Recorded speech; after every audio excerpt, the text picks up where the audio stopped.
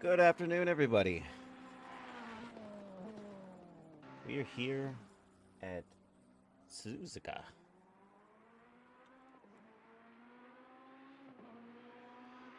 My name's Jay Alvarez.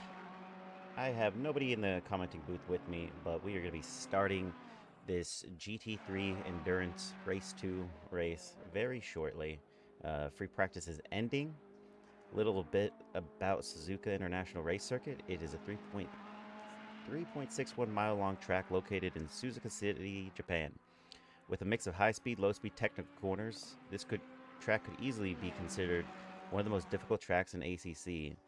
The lap starts with a hard run down the pit straight into the progressively tightening first corner. Exiting the first corner, we enter the S curves, a series of left and right hand turns that, if you get them right, could easily take up half a second off your lap.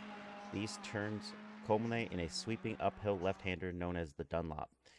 You don't want to go too wide there here, as it will only absolutely ruin your qualifying lap. You'll lose plenty of positions in the race. Following the Dunlop is a blast of the Degner corners, known as a Degna. The first of these two corners, Degner 1, is a fast right-hander that can be absolutely ruin your race if you turn too early or too late. Degner 2 is much slower right-hander, but be careful as you can easily get caught off track limits.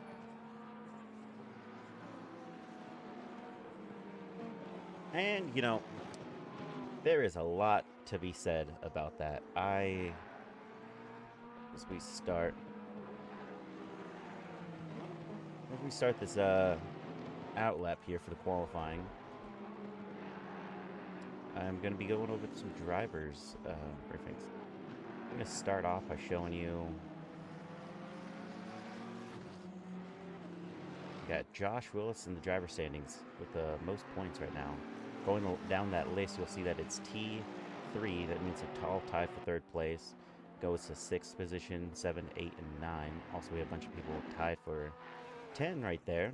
As you'll see, a couple positions tied for 10. Then it goes into 13, tied for 14, 16 down the list, 17, 19, 20. And a little further.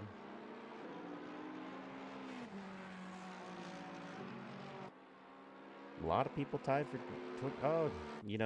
0 points given to anybody that was not going past. If you weren't in the first 20, you don't get any points. But we'll still go down the list so you can see how many drivers we actually have here, going even further down.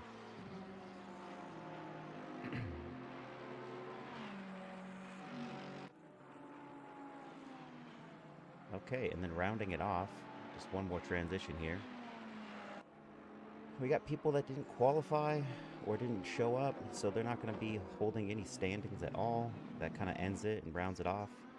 We will start off with the team. Right now, we're still starting qualifying. It has not gone across for anyone's outlap. Just moving along, we have the Southern Star Motorsports with the most points, Panzer Wall Motor after that, and Team Adidas Parlay.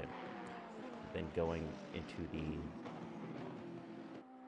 drivers, or the team standings, Flying Lizard.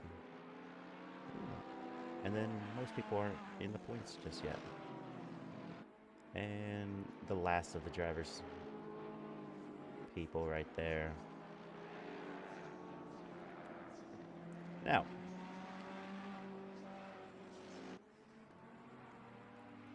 let's see here.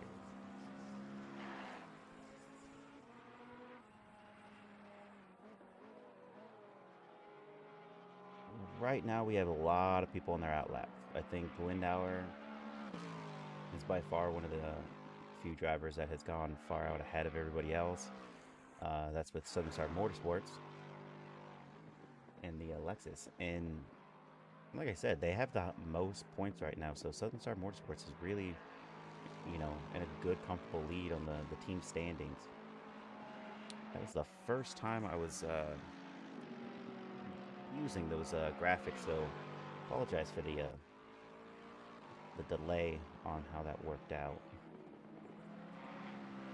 So we can see.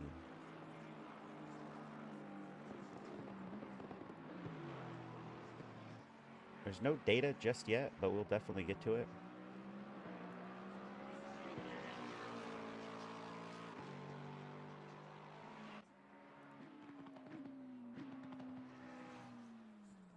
As Lindauer goes across, right now he's holding pole position as Richie Girolamo goes 202.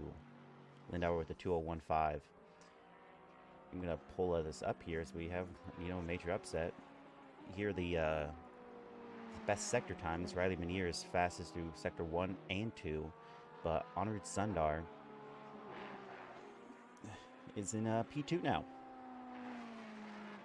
And you have Jay Allen going across. McKeesey?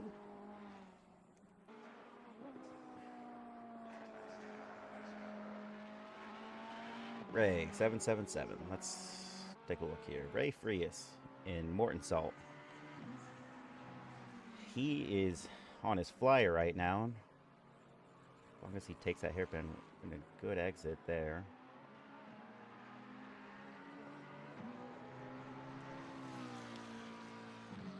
That wasn't going to be an upset. I actually only thought about it is that we have Kerstetter here going third fastest, holding pole position right now.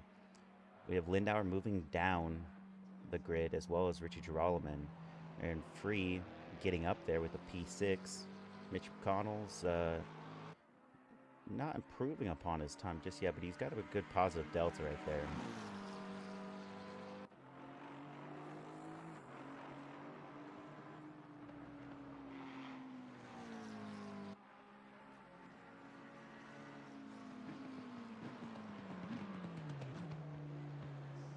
One thing to know is we have a couple of drivers still in the pits.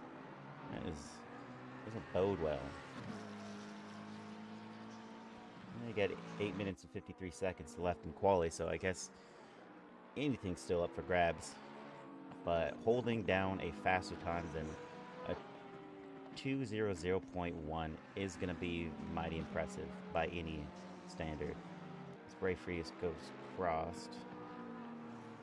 He only manages to get P22 out of that. Hey, thanks for the follow, Sweetie Sarah. And also, Do Not Joy. Jay, yeah, I'm not sure I get that one.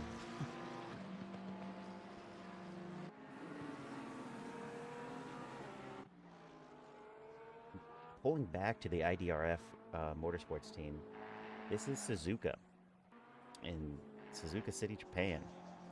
We're looking at Honored Sundar, car number 19 of the Ferrari. He's actually improving on his deltas. You can see the green, those green numbers are when they're actually improving, cutting time. Where a lot of these drivers so far have been losing their time is through Sector 2, and that is the sector that Sundar is going through right now. If he can manage to maintain it through Sector 2, then he might be able to get faster than Riley Menier there.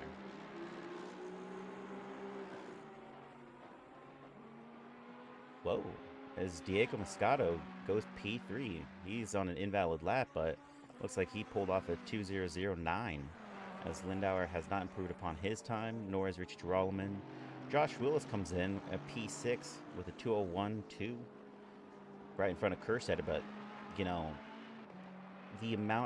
the speed at which Sundar's going is not improving too much on his delta. But what is very impressive here is we have Ed Kerstetter of the 949 Sim Racing. He is actually going faster by 0.6. So we might be able to see something really drastically change for his position. Probably going to be in the top 5 for sure.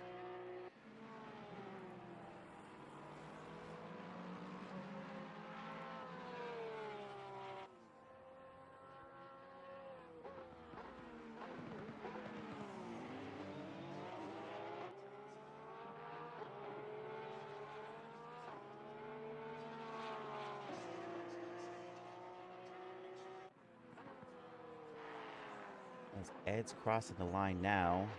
He's got 8 seconds on. He goes second fastest. Look at that. Ed Kerstetter really pulls it out from under everybody. That's a 2:0:03. He is second fastest. Wow, that's he's going to go into the pits. He's got 6 minutes left if he ends up trying to go back out there for something. Honorud Sundar still not improved upon his time as he went across the line. Diego Moscato is not doing so well. He's on another outlap. Trying to see if we can't get somebody here. We got Jarek Snyder of Ness Motorsports going across the line right now. And he is going faster by 0.8. Let's see if that pulls him up to P13 for him. So he goes out of the high teens and now to the low teens. That's great. Constable Cody Wassam just went across as well, and he is now P14.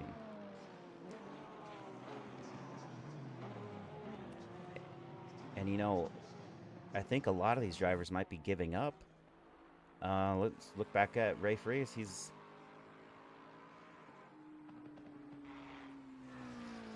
just finished.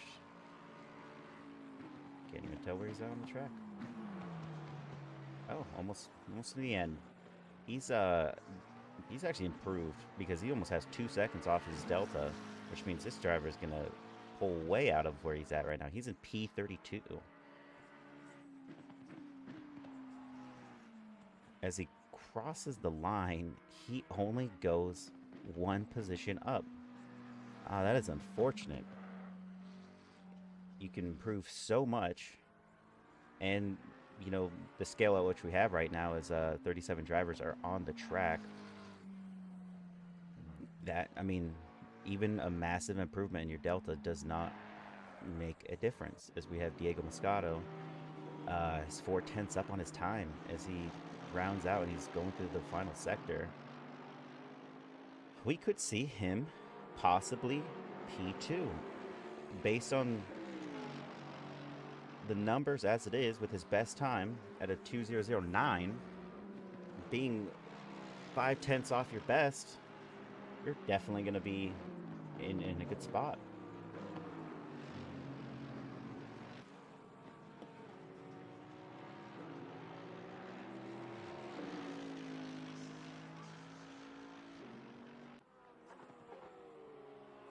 He rounds that final corner, going down the line. Let's see here. He's 0.7 up on his best time. He goes second fastest. He beats out Ed Kerstetter there, and now Diego Moscato is holding P2 with a 2:0:02. Fastest through Sector 2 by 0.3 off every other driver, or the quickest driver, Riley Manier.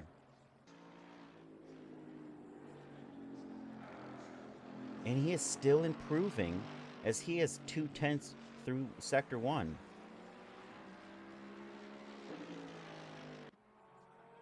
We have Mitch McConnell of FAF Motorsports. Now, this is one of those ones that you kind of wanted to, if you don't know about these drivers, Mitch pulled out one of the fastest times during practice, and he's sitting in P8 right now. I think he just needs to find his rhythm, and he'll be able to pull that off again. He was a 2:0:0 something, if I remember correctly. That was he's already got a lot of speed. He's down on his delta by 5. Oh, no. If he indeed improves upon this time with the delta he has right now, he's only going to be able to scratch getting out of P8, maybe P5. He's losing a little bit of time through Sector 3. Ironically, Sector 3 in that purples area, you can see is a 26.62. That is actually the fastest time through Sector 3, and that is done by Mitch McConnell. As he only has 0.2 up on his time, I don't know how much further he's going to improve as he goes 6th fastest. Mitch McConnell P6. We got 1 minute and 32 seconds. He's going to be able to try to get one more back in, but we have drivers that have definitely set their times and have sat in the pits. We have Geralman, Allen, McKeesley, Snyder, Engelman, Harris, Mansilla, Provolone, Vandy. Now Provolone's one of those ones that he's a fast driver, and you know the third member of the Southern Star Motorsports who is winning the team championship right now. So he's got to definitely get out of that zone of P27 to get back into points, which is 20. Definitely gonna have to climb the ladder on that. So we have Kerstetter here, still attempting to go for a higher point right now. He's got the fastest Sector 1 time, and he's doing really good. He's 2/10 up on his Delta.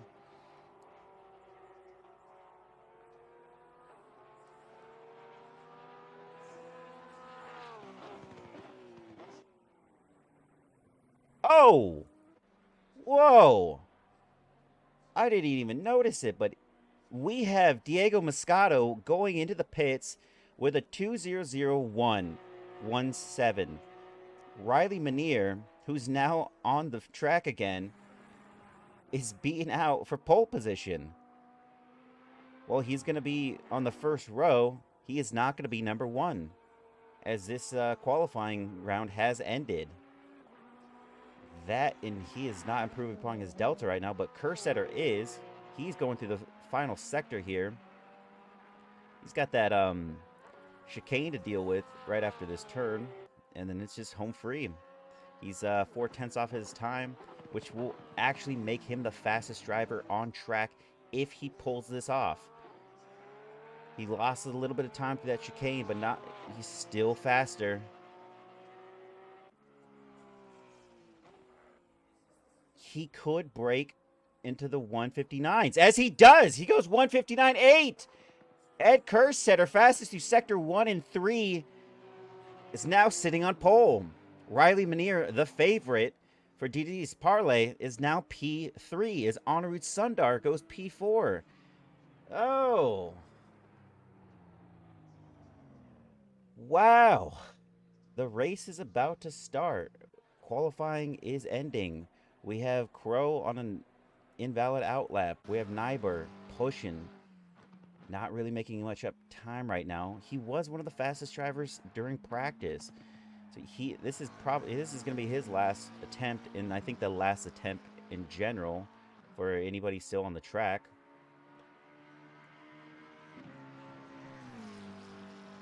Oh, do you? Is your friend Ed?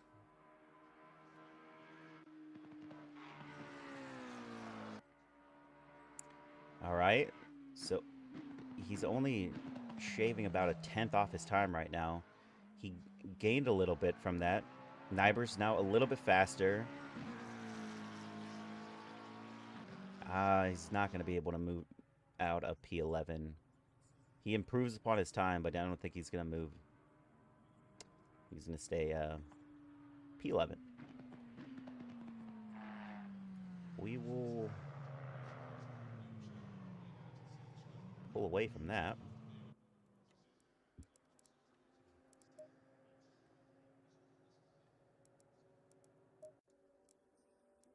And there you have it. Kerstetter P1, Moscato P2, Manier P3, Sundar P4, McConnell P5, Lindauer P6, Willis, Evan, Drolleman 8, Havenborn 9, and Free 10. Everybody else after that, we'll just quickly scroll through. Who do I think is going to win? Oh, I mean, I'm going to be on the line of Kerstetter. If barring any major incident, I think we are seeing... What? There we go. All right.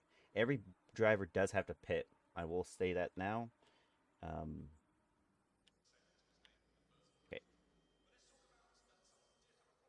So, just briefly, we have about a minute and 10 seconds before we start the formation lap.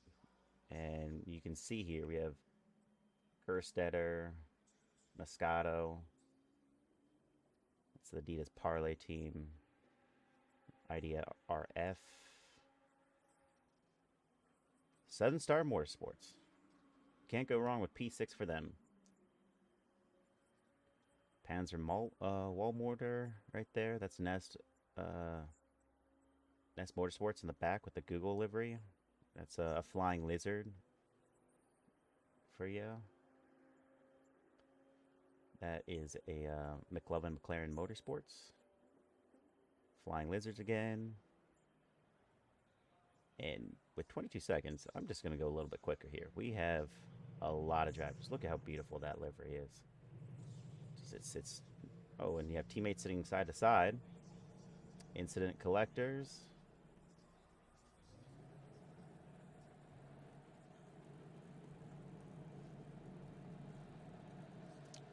Azuri Racing. McLaren Motorsports. I don't remember the exact wing. I went in the background. I forget which team they are. I'll let you know. Morton Salt back there. Another Morton Salt.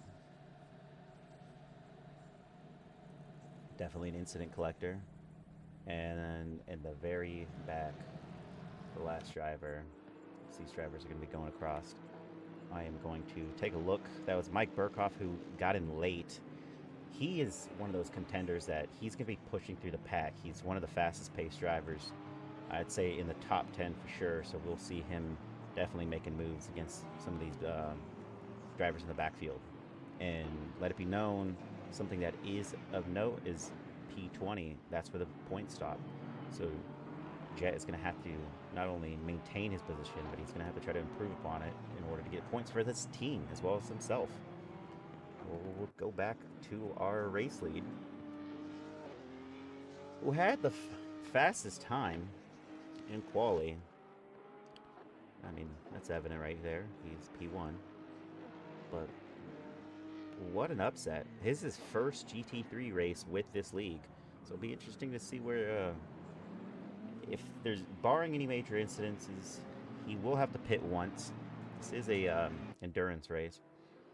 And as long as he comes out on top on that pit, then I believe he might maintain that position. And Riley Minier, one of the favorites, who's won a couple of these races, is won a lot of races from last season. This season he's had, I think he was in P2 at the end of it, pulled down by a penalty. But he's one of the favorites. And Moscato's also just the pace of these 4 drivers in the front. I'd say 5 drivers is it's gonna be interesting to see where they end up, because I think they're going to be really close for the majority of this race.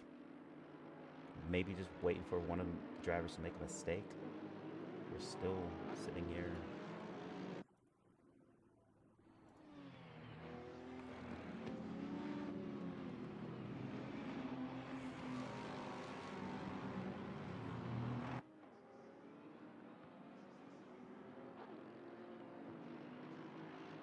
Rounding through this. The race will be starting momentarily. They're going through Sector 3 right now. Heating up those tires.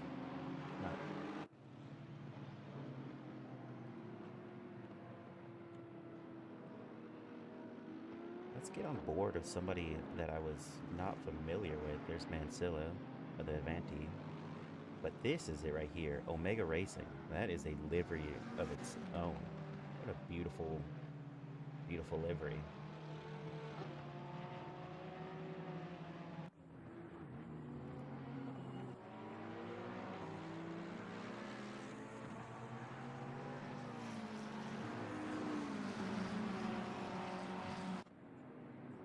Really just moving through that field back there as we got the race leads all slowing down.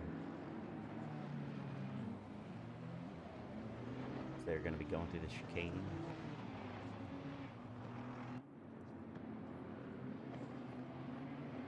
Now the big one too. The real question is, who in the top 10 is still a part of the this? We got Rachel Girolman of Adidas Parlay. That's 2 drivers for Adidas Parlay in the top 10.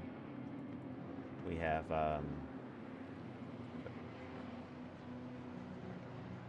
think that's the only team that has more than 1 driver, or 2. That's only one team with 2 drivers in the actual top 10. That's actually mighty impressive. We're going to be crossing this line. And green, green, green. This race is starting. It's an endurance race. We're going to be going through this at the helo cam to start here. Want to make sure we get a good shot, making sure nobody has any issues. Still clean. It's a long tail as the race lead is already pushing away. We have drivers already off right there. Avanti, or no, the Azuri team off. Those teammates are going double wide through that. That's a little sketchy. We have the Flying Lizard Motorsports both going together through the corner. Aaron Free and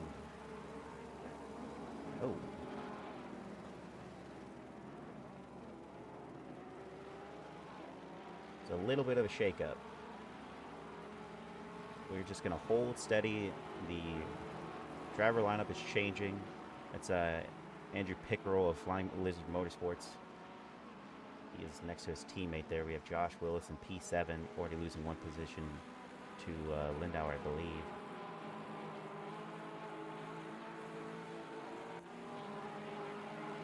Okay. That's a little too close.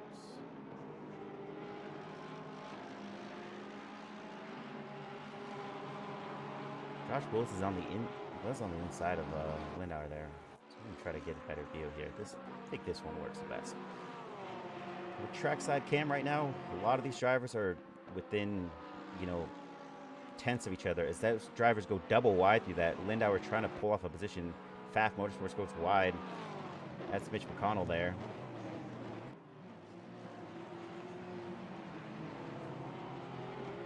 Ooh. Lindauer's losing several positions to that mistake in the chicane. And Josh Willis now goes P6 for that. We have Diego Moscato really going on the attack there. Yikes.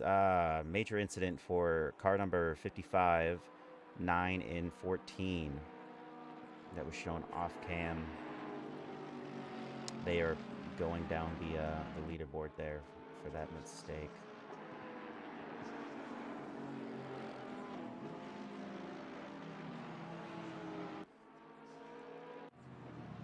Whoa.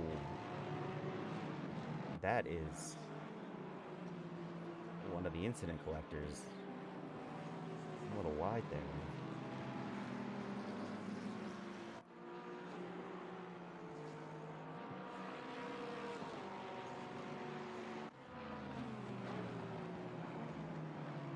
That Nyberg, a little oversteer. He's losing several positions to these drivers, as it looks like the Southern Star Motorsports driver is going to try to have a go at him. You can see that right there. Ooh, Jet Engelman is actually P16 right now. He's gone from P20 to P16, so great job, Jet.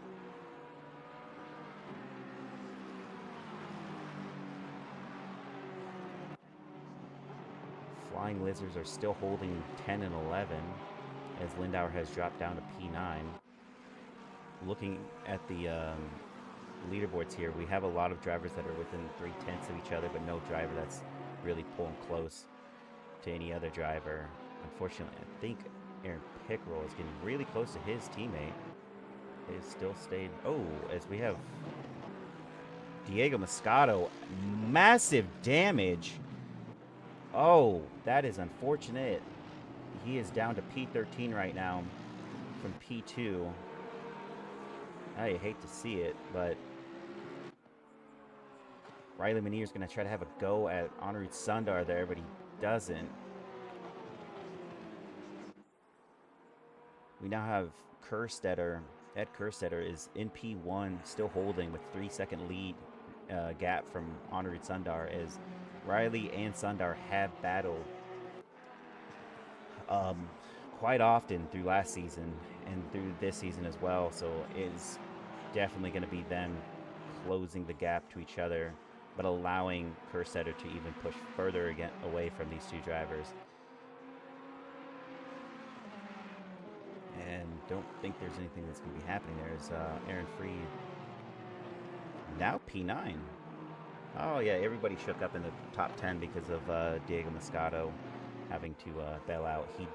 It looked like the damage was inflicted upon him. Looking at the track there, he's car number 54, and car number 54 did actually not have an accident with any other driver that is shown to be an incident in the race. Car number 82 had an incident with several drivers, and that is Jason Provolone, who's sitting P36.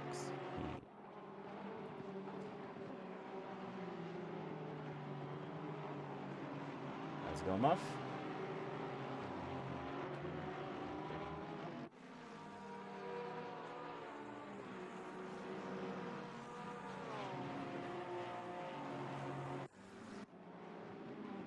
Now, this is also interesting. The BRB club seems to be having some difficulties because not only did Diego Moscato go down the leaderboard there, Mike Burkhoff, who's gaining positions from the back of the pack, he was P36. Remember, he was the very last driver. He's already P28, but he looks to have some damage on his front end. And car number 72 did not have an incident that was reported, as he does pull off that easy overtake on the straight. You can see him going through the chicane. He's definitely going to find his pace. He's Borio here going against Mansilla on the straightaway. Is he going to try to take that inside line? Doesn't look like Mansilla is defending for that. As they go through, that is an easy overtake. Oh! I spoke too soon. Commentator's curse. That guy has gone wide. And Mansilla maintains his place. Takes that with ease. We have Jet Engelman on the overtake right there against Eric Cassian. He's going to move ahead. Now holding P26. Oh, that is unfortunate. He was a driver that was in the teens. He was 16 at one point. 747 did have an incident with car number 82, so that definitely would be the cause. He was the so far it says that he was the victim, but that does not bode well. So we have Riley Manier and Honorwood Sundar still holding. Oh. Riley.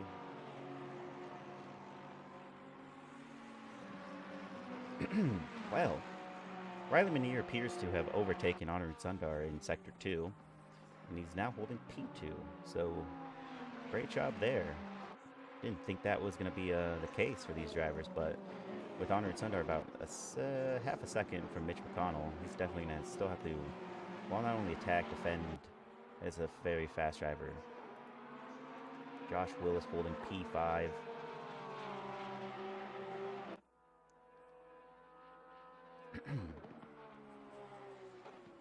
Whoa, and you look at that. We have Ness Motorsports coming in cleanly at 10 and 11, and they're double wide to that corner.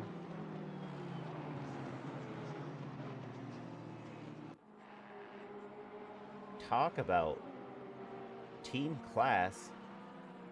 He loses position to his teammate, McKeesey. Chris McKeesey?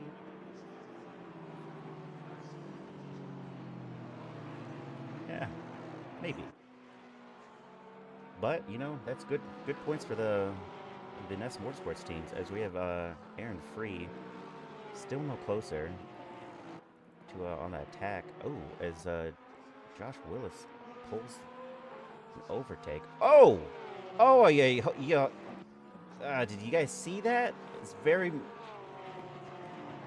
Right, it just happened ever so slightly. One of those flying lizards actually whipped its back end out. Definitely oversteer there. And he somehow managed to keep it together. Andrew Pickrell or Aaron Free, one of the two drivers, definitely made a mistake, but, you know, maintained it. So we have Mitch McConnell losing that position to Josh Willis. Josh now going pretty fast, but with 2/10 off of him, he could lose this at any point as Mitch tries to throw some blinking lights at him, trying to psych him out a little bit. I don't think that's going to work.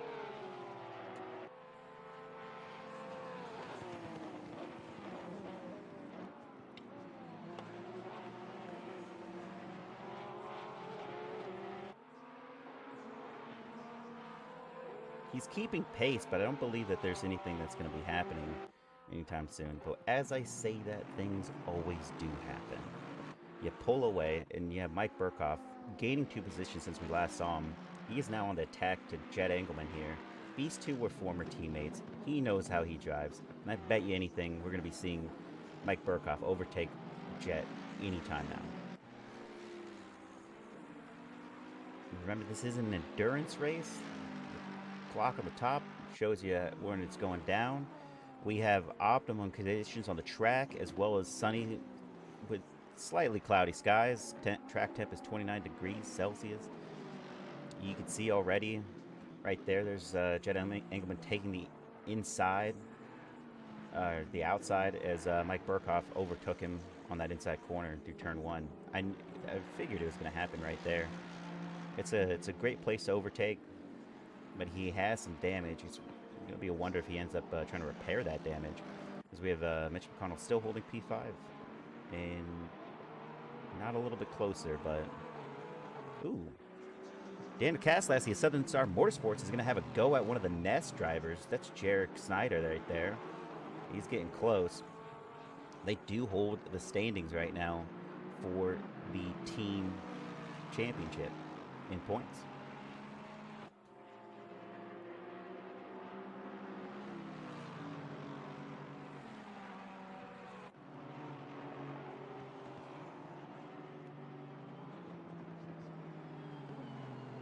Just seems like he's getting close, but not close enough to make that overtake. Is there times right now? Daniel Kaslasky's last lap was a 2:03.3, and Snyder's was a 2:03.5. So they are 0.2 of a difference in terms of pace. That is Daniel Kaslasky being faster by 0.2. As you can see on the overall, where their general relative is to the driver in front of them is from 13 to 12, there's a pretty significant gap of 4 seconds. And you can even see on the track map that there's some significant gaps that are forming for all the drivers on track.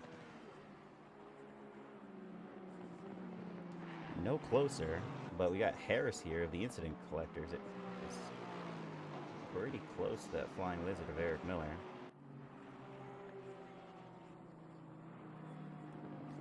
And if you were wondering, has the Incident Collectors collected any incidences, any penalties for their driving? And the answer is yes. Yes, they have. They had one of their drivers sit out on the qualifying because he had a quali ban. So, some tidbit facts there for you. As we have Mitch McConnell getting really close to this driver. I always get nervous with these GT3 drivers. Ooh, he goes on the inside. They tap a little bit, but is that collected as an incident? No, it is not. Car number 69, wink wink, is going to maintain P5, but not gain anything right there. As we go to Daniel Kaslasky getting really close again. That Lexus is really showing its strength, but not right now. We got Ray Frias, Team Morton Salt, P28. But he's going against another McLaren. So that will be interesting to see if he actually can pull anything off there. That's a Ferrari, then McLaren. My mistake. We have Barrio right there at the BRB club. Doing pretty good. P21 is battling Nyber right now. Got about a 0.3 gap from this driver. Might be able to pull something off. You have Cornotis and P19. Just saw that Adidas parlay. Still going to be gaining some points as long as they stay within the top 20.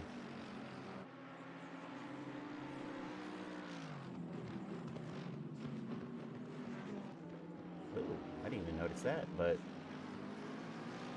Mike Burkhoff behind his teammate Barrio. Take a look right there of the BRB club.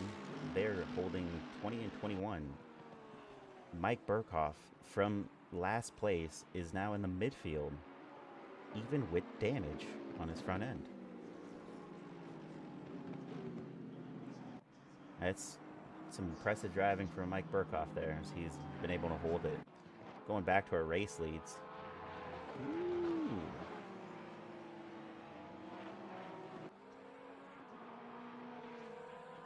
didn't even show that this driver didn't show that these two are close, but they are. They're very close. Look at that. You can see him almost kissing that back end, but he has not done so. Josh might be a little frustrated. He did just lose a position. He is now P5 again as Mitch McConnell goes faster. We have their last time was a 2:03.3 in Mitch McConnell with a 2:03 flat, which means they are 3/10 off a different pace. And Josh looks to have made a slight error going to that corner, still holding steady, but briefly, if he doesn't make a move on this corner, I don't think he'll try to end up making a move in the chicane. It's more than likely he's going to wait until that first turn. We have Ed Kerstetter of the 949 Sim Racing. Also, you can see that we're sporting him up top. He is P1 with a last of a 2:01.5, best of a 2:01.3. He is maintaining his pace. We have Riley Manier in P2 with a 7-second gap from Kerstetter. Honored Sundar of P3 with a 2.7 gap from P2. Mitch McConnell with another 3.5-second gap from P3. And then Josh Willis right on the tail. Ooh, it looks like he wants to just get in there. Just quick.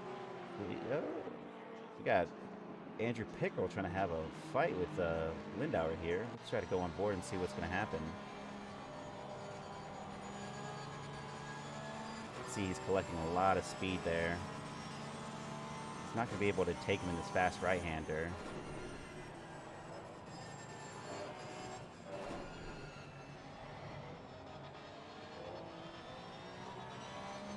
It's got to be a little insulting seeing that SpongeBob Texas, whatever that is, when you're driving behind it.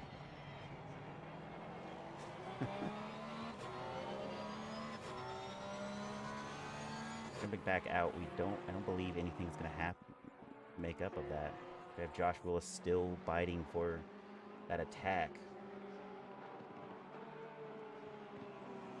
We have yellow flags on the track as we have car number 85 with an incident with 117. And that's going to be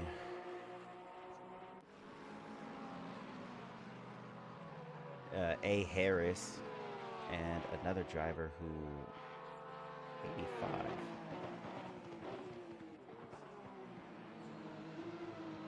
Snyder. So Harris and Snyder had a little bit of a tit for tat scenario as we have Eric Miller really pushing it in on Cody Wassam.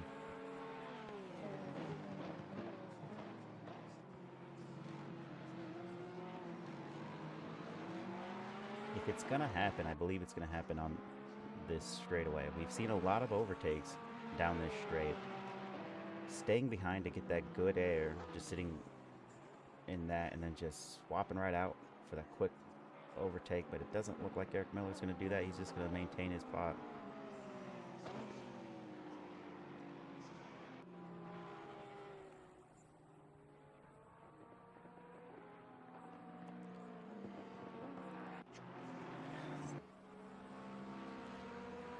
Now we have Andrew Pickerel of the Flying Lizard Motorsports is sitting comfortably in P8, but looks to be on the attack on Richie Girolman, who's really holding his own, as we have a 3/10 gap with McKeesey right behind.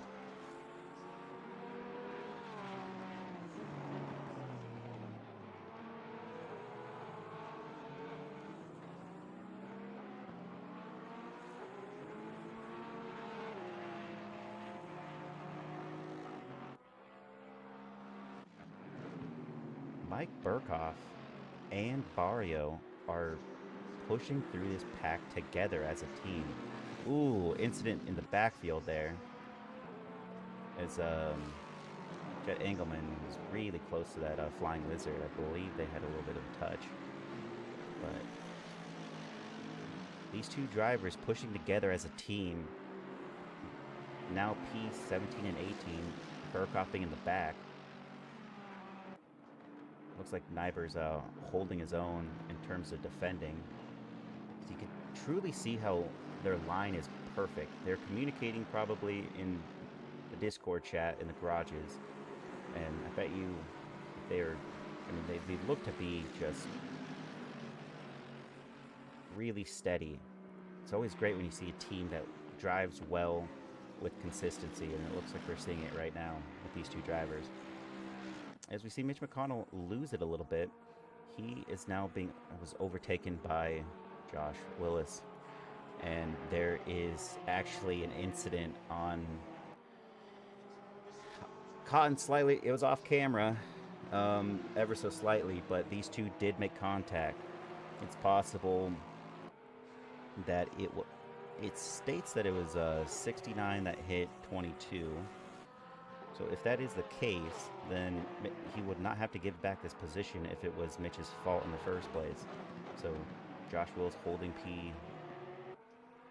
P4 right now. These two drivers are getting so close, and they've been close this entire time. And it's barring they have had an incident and close to several. But he looks to get a slightly better exit there and doesn't capitalize on it.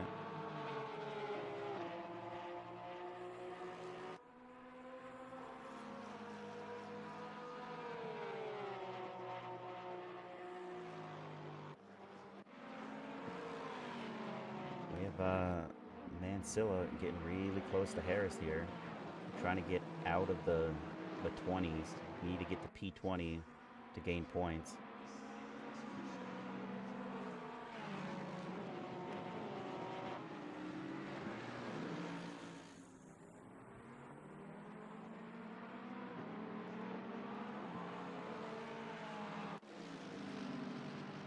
Wow, Mike Burkhoff is not passing his teammate, but boy is he close. He looks to have a better line there than his teammate does, but still maintaining his position.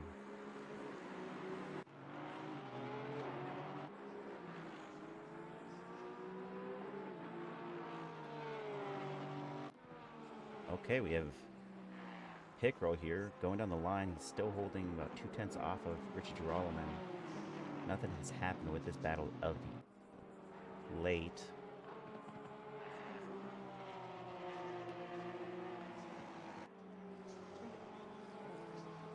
And while we're at it, we have Jet going off track. Must have had a mistake. He's letting a lot of drivers pass him. He is going down the track. He has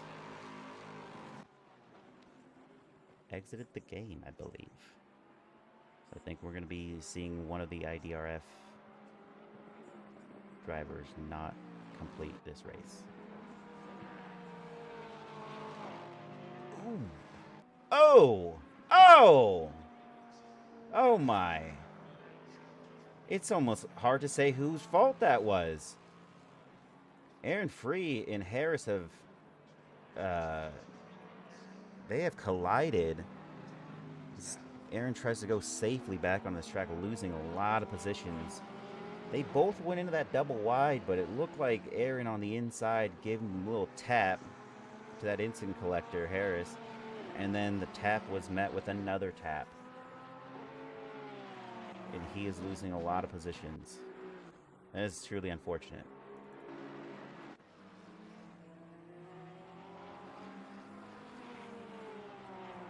You hate to see it, but that's good.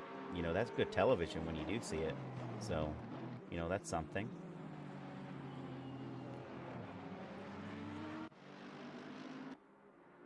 Now, things are getting a little spicy. Mike Burkhoff has overtaken his teammate, who's now 2 seconds behind him. I believe he might have been slowing him down a little bit, but I don't want to make that assessment. I haven't been able to see their relative times. Barrio's a 2:04.4. Mike Burkhoff's a 2:04.2. His best was a 2:03 flat, so I guess in relative terms, his teammate is about a full second difference on pace. So we see Burkhoff overtaking Parker there on that straight, and Mike Burkhoff is now P16. Now this is a true Checo moment. This driver has started the race in the very back. And that was car number 30, or position 37. We have lost 2 drivers so far that will get DNFs, but he has made it to the midfield.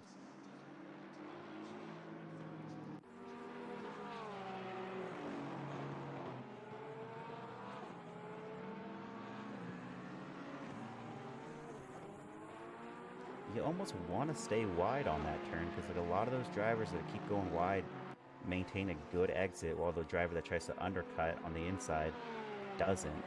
As they go double wide here, we're going to finally see Andrew Pickrell take out Richie Girolman on this overtake. Not take him out, but definitely not to dinner, but, you know, just get by him.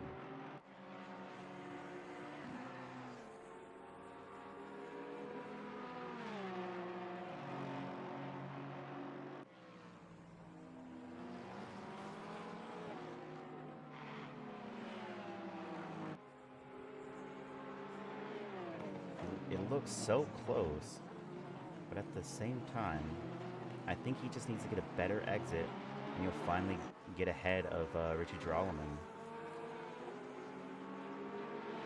He's less than a tenth off this driver. Just easy as it gets. Look at that. Richie Girolman's defending. We have McKeesey also using that toe.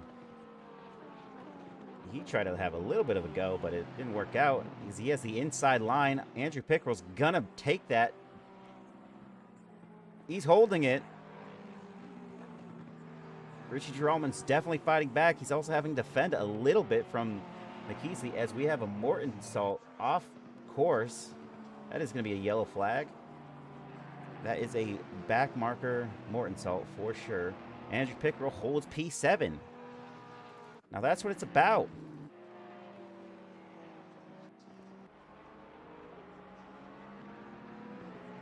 We have Aaron Free going against Ray Frias right now. As he's going to go down the inside line through turn 1 with that Jason Provolone ahead of them with P20. He easily takes that overtake on the inside and now is ahead of him.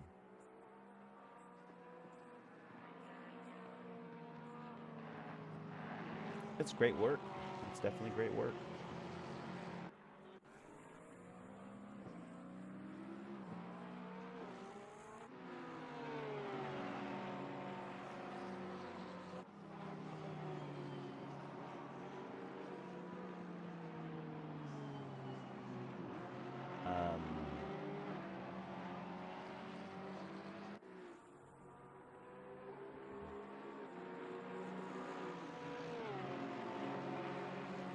Oh, okay. I'm not entirely sure what happened, and it was confusing because the leaderboard was not was adjusting, but Richie Girolman has found himself P11 after battling out Andrew Pickrell for P7. So wonders what happens when you're not paying attention to a singular driver for a couple seconds. As Josh Willis is going to have a go at Anirudh Sundar within a tenth of the driver. What a shakeup. I did not expect these drivers to be battling out right now. Anirudh Sundar's pace is one of the fastest in the league, and Josh has just made that much more of an improvement from his last season.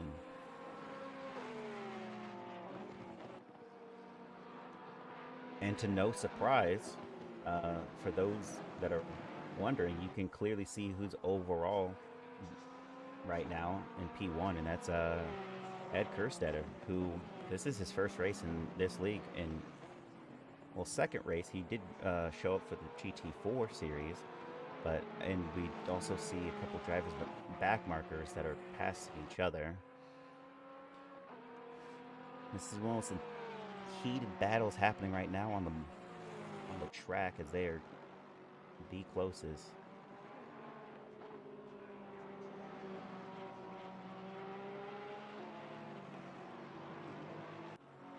Yikes. It's a little wide.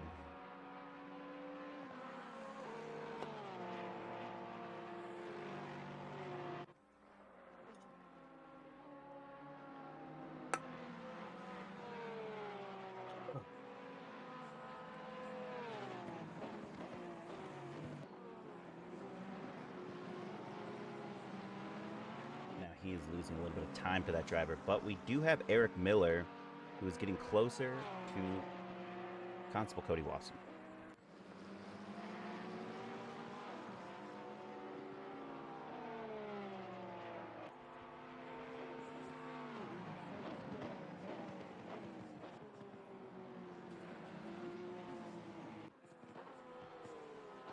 Looks like Jeff Allen's going to have a go at Crow Havenborn here, maybe. The Pfaff Motorsports. But no, it looked good. It looked clean on the vid.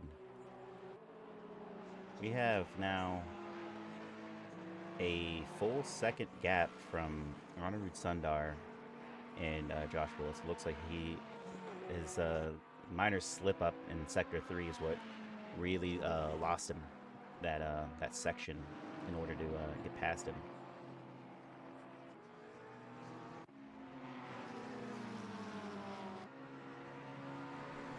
As we have a McLaren train with Barrera, Oak, and Jin. P25, P27. Like seeing that 720 in action. So we have a spool in that Porsche. Might have a go at Barrera here. Too wide through that inside. No, he pulls back. He's going to maintain his position. We have Jose Bravo going against Eric Cassian in the Azuri Racing. He has some damage on that front end, you can clearly see. And he's going to overtake Eric Cassian through the first corner. That was clean.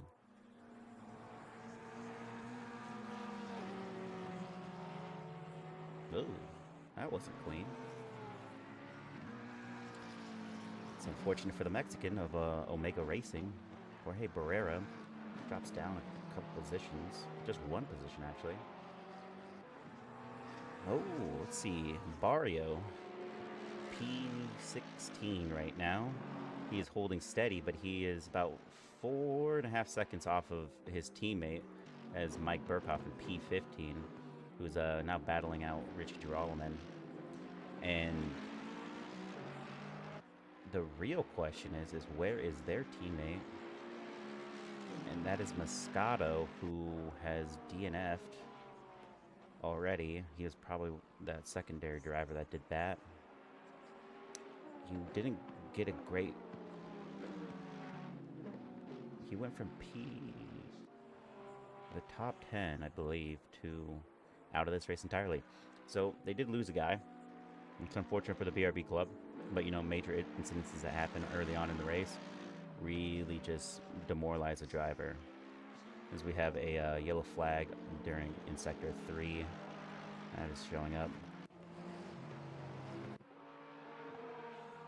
Ooh, look at that. Eric Cassie, who's in P30, is sitting right in front of Ed Kerstetter.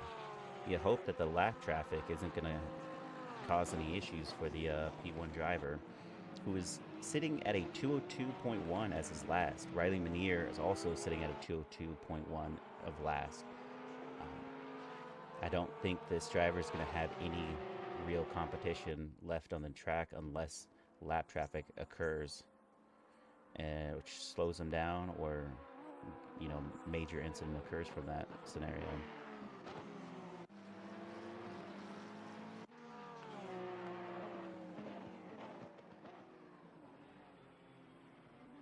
And just trying to find some... Ooh.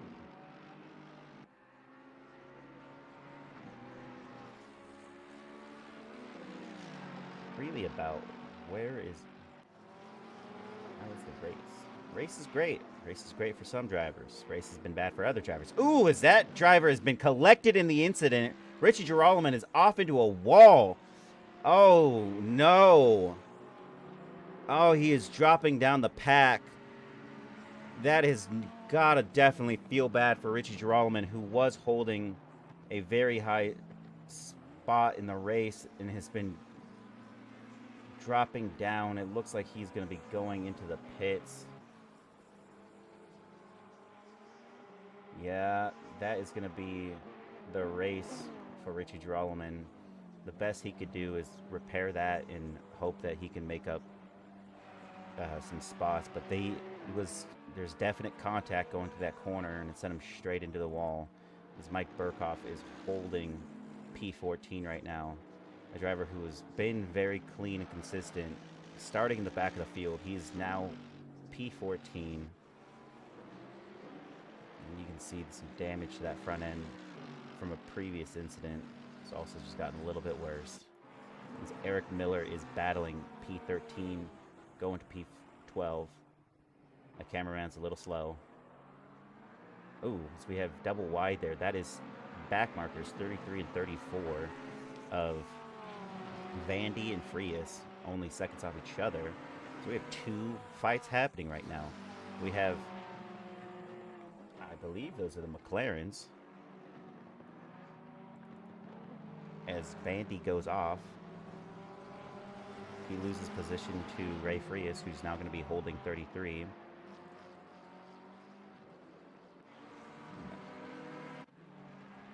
Romulus holding 32. And we'll go back up to Eric Miller here. Oh, what? Oh, Romulus pulls off into the pits. That's what happened there. Ooh, look at Constable Cody Watson really has some difficulties with that sudden star of Cass Lassie and Eric Miller. They both had to go off through that chicane. Wassam holds his position. He is P12. Cass Lassie just ahead of him. Eric Miller lost some time. And the driver in front of them is a lap traffic of Ray Frias. I'm surprised he hasn't. You got past it? Can you do Ray? I want to see. That's what. Oh, sorry about that. Sometimes I need to look over. But yeah, Ray Frias is holding P31, car number 777. He is also a blue flag right now on the track because there's drivers that are in more advantageous spots.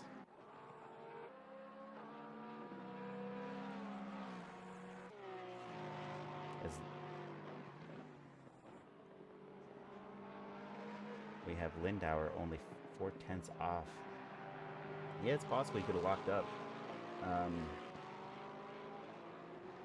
Yeah, you just hate to see that. That was pretty. Ooh. Well, that just popped up on screen. Mitch McConnell has a drive-through penalty.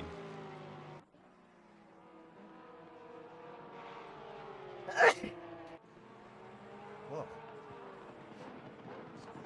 He is going to have to serve that within 4 laps, or 3 laps, or he will be disqualified from this race. Cutting chicanes, going through track. Oh, as we have a driver, Mitch McConnell serving his drive-through penalty right now, as he's going to lose a lot of positions to that. Cutting chicanes, track limits. If the track limit is a advantageous move for you, and that's usually just cutting chicanes that I would be aware of.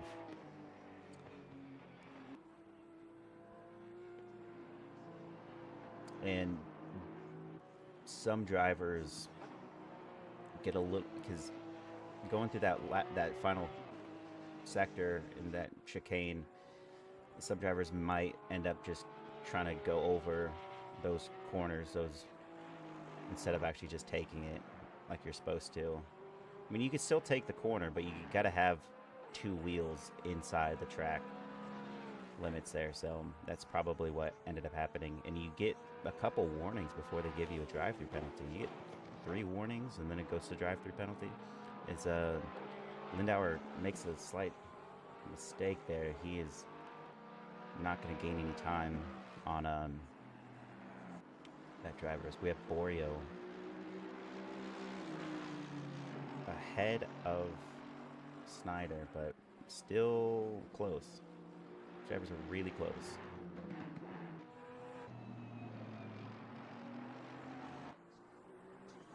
It could be. So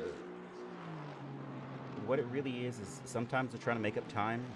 It is a type of cheat in a way, too, if you're trying to cut the chicane, because you get so many attempts to do so before it gives you the drive-through penalty, and so you get multiple warnings.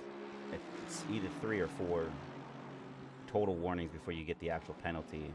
You're trying to make up time because if you cut the chicane, you gain the advantage over the other drivers. It could also be that you lose your braking marker on that corner going into that chicane, and you just fly right through it, and that happens. It doesn't happen to everybody, but it's possible. Because we still have Jarek Snyder on the attack to get P15 from Barrio. But we might see from this driver how you take that. Hits it correctly. 2 wheels still on track. 2 wheels go through that corner. That's how you want to take it. That's how you don't get a track limit warning.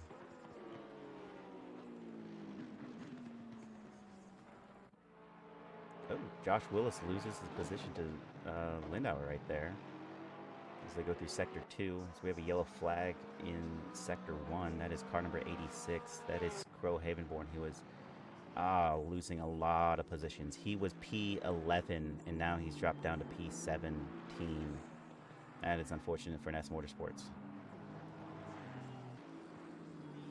Jumping back to that battle, Josh is definitely going to want to take that back from Lindauer of the Southern Star Motorsports. Yeah, it depends on what kind of car you have. Some cars won't even touch those corners. Some people say you still can. It looks like Josh there is trying to do some fake out tactics. I don't think the flashing lights is going to work on a seasoned vet like Lindauer there.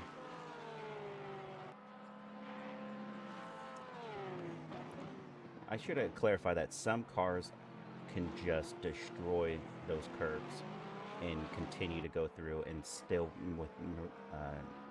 make good time, even improve upon their times, whereas some cars you don't even want to really touch the curbing, and especially if you're not a driver that can handle attacking the curbing like that.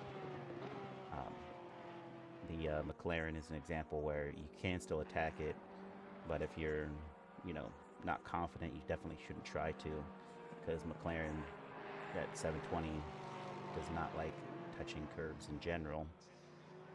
There's a 5/10 difference here with Lindauer and Josh Willis. It's been an exciting race for Josh. He has had to battle it out for P4 as he has lost position multiple times to drivers. And as he lost it again, he's still going to be trying to go for it. I don't think this is the end of the race for Josh. Ooh. Jorge Barrera just goes into a wall. He was gaining on J Auto, car number 500, as we have Kerstetter, a race lead going through without difficulty. The man from 949 Sim Racing is just an alien. He has the fastest time. His last was a 2:01.9. He has maintained a massive pace difference from P2, who is 9.4 seconds off of his time. And then what's even crazier is P3 has 18-second difference from P2, right? And that's an overall 27.5 second difference from the race lead. Honoru Sundar is not going to get close to this driver. Kerstetter could technically change his tires if he wanted to and still be out in front of Sundar, barring no complications with that pit entry. P14 battle? Yep, we got a Barrio here, who is, we got Jarek Snyder, who lost position to Barrio already, but there's not much happening unless Jarek Snyder can try to overtake him again.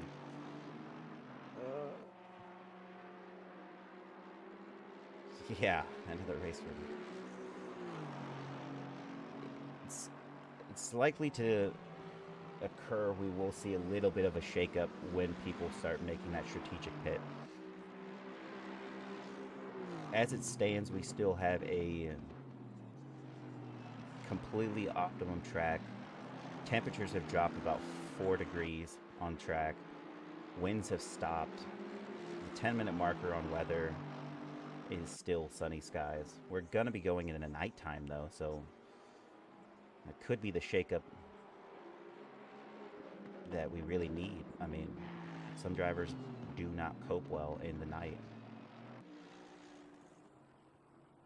I know I myself slept with the nightlight for many, many years because, you know, I didn't like the night.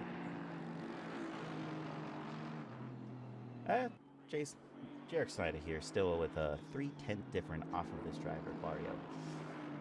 Not much is changing.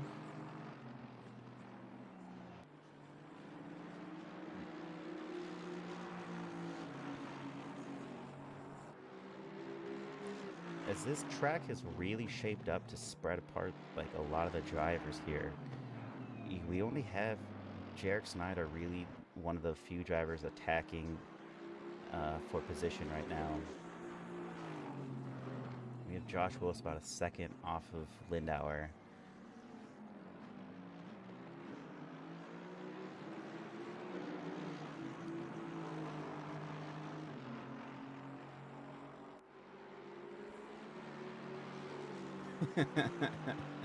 He still did. Well, you know, that's okay. Mike Burkhoff is about to dish out some overtaking magic here with Mitch McConnell. He's in P12. Mike Burkhoff is also in P13, so he's gained a position off of that time we have last seen him on screen. He's got about a 7/10 difference to that driver. He still has damage, mind you, on his car on the front end. Ad. Oh, does this thing play ads in the middle of it? I hope not. That would be rough.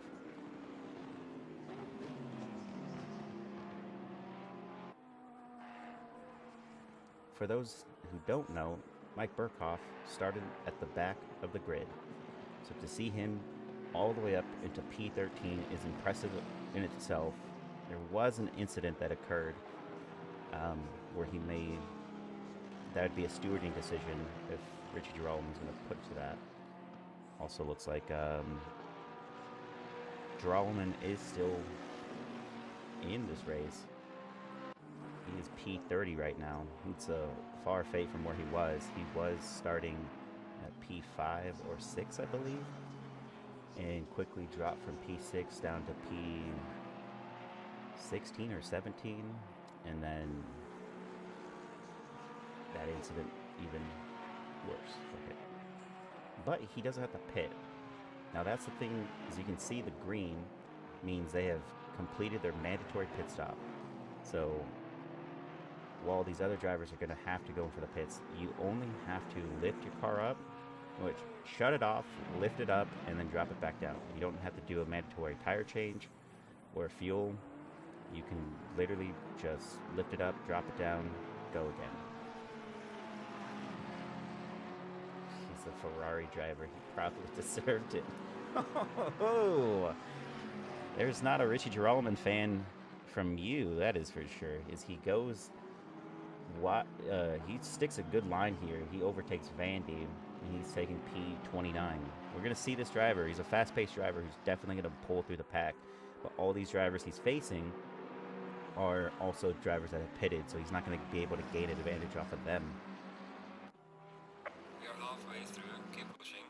Mike Burkhoff definitely going to finally have that go at Mitch McConnell as they're going double wide through this first corner.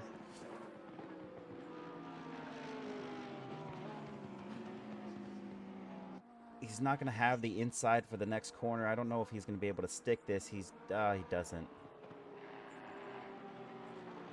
The chat says he's just kidding. He's just tired of seeing Ferraris.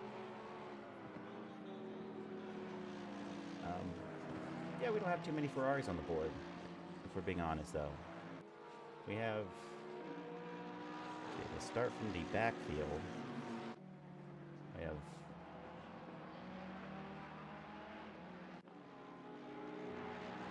We have 6 Ferraris on the field. Audis. Now, I actually don't think we have a single Audi in the field. We have the Aston Martins, Porsche, McLaren, the Mercs, AMG, Lexus. I think there is a team. They're just not here right now. Yeah, right now there are no Audis.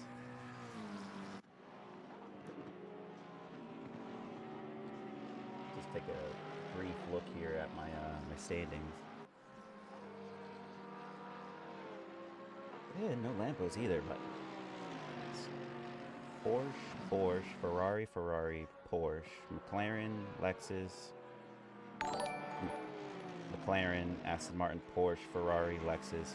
There is a Bentley, one Bentley team, Mercedes, Ferrari, and Aston Martin. So no, that is it. Gingerbread Mans, thank you for the follow. Thank you for following Tracklicious. As we have Mike Burkhoff going to the pits. He's going to drop down a couple positions, but he's also servicing his mandatory pit stop as we have a couple drivers also going in. We have Josh Willis, Cass Lassie.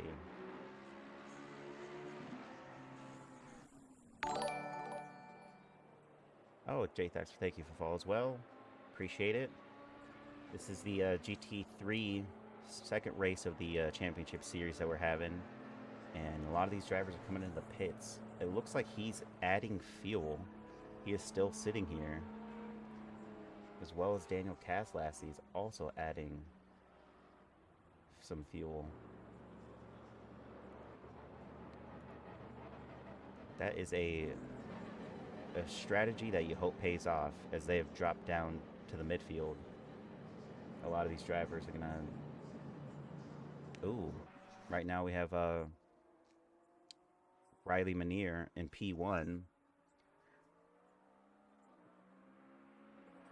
Yeah, there's one Boatley, and he is not here right now, but that is Reggie King. He will definitely be joining the series. He was at the first race, so this is the second race. Sometimes people can't make every single race. But right now, provisionally, we have Riley Manier in P1. He's definitely going to try to pull some time away. And we have Sundar, who was in P2, dropping down as he goes into the pits. And we have the Nest Motorsports in P3 and P4.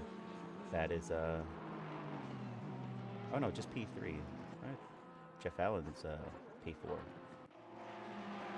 Yeah, Wassam P7. The shakeup's happening right now.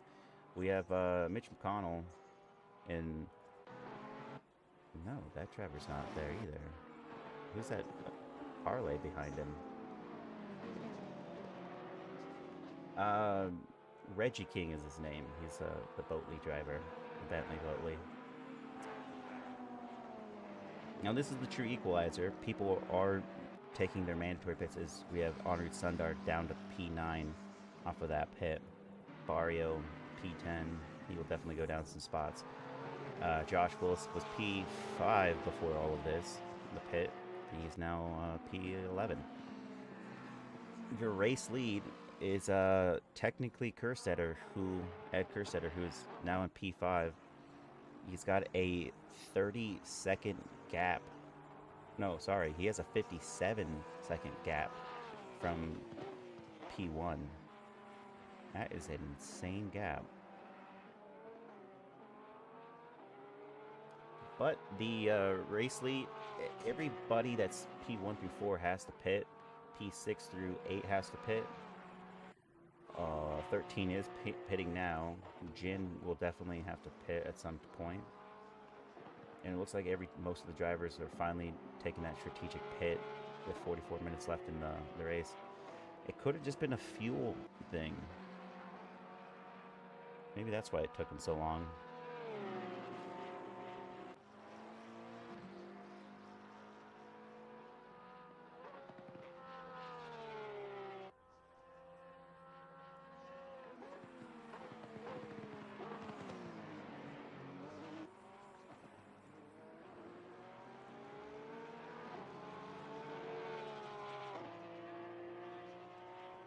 And based off of the first double header that we had, we have Kerstetter now is P4 as he has crossed over Wassam and McKeezy, who have dropped out into the pits. He's now still 57 seconds behind the race lead of Riley Minier, who also might have to do... Ooh, what happened there? We have Pernotis is off on turn 1. It's unfortunate for him as he is dropping down position because of it. We have Mike Burkhoff, who has pitted. He's still holding P14 with Eric Miller behind him, who's also pitted. And in front of him is Jin, a driver who is not pitted. Or, sorry, into the pits. Car number 93 is Chen. He is, is that Chen? He's, making his way back onto the track as he had a yellow flag incident right there. So we have another driver that just yellow flagged. I think that's Cassian. Ooh, we have another driver that's off. That's 3 drivers that have gone off in this corner. So it doesn't bode well. It's a tricky corner. You gotta take it very precisely. Andrew Pickerel, it's P9 right now, holding steady. You can definitely see some drivers have a shaky back end as they exit that curbing. And some drivers have been able to, you know, stick it when they've messed up a little bit.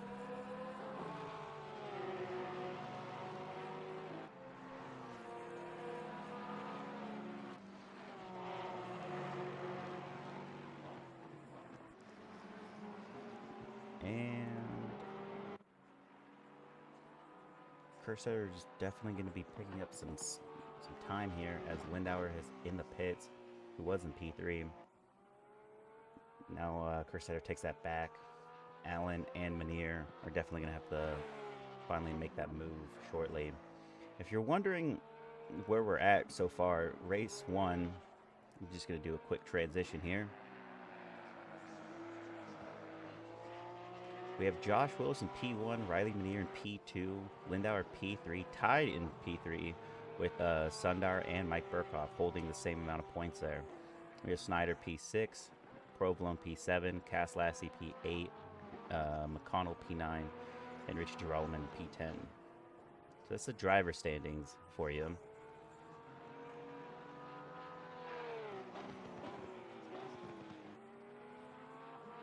And just ever so closely, it may just be a little bit of a shake-up on the frames, and that's just because of the tireless efforts of our graphic designer Riley Minier has made this little graphic for you. That is Southern Star Motorsports in the lead by 1 point against Panzer Wallmotor. Adidas Parlay is in P3. The BRB Racing is in P4. IDRF Ferrari is P5. Ness Motorsports tied in P6 with FAF Motorsports. And there you have it. Just a quick rundown as we as I look to find anybody on screen that is getting close to one of the other drivers, as that pit did shake up a lot of the positions, the closeness of the drivers. And so Josh Willis holding P9 is only 0.4 off of that driver, Pickerel, Andrew Pickerel.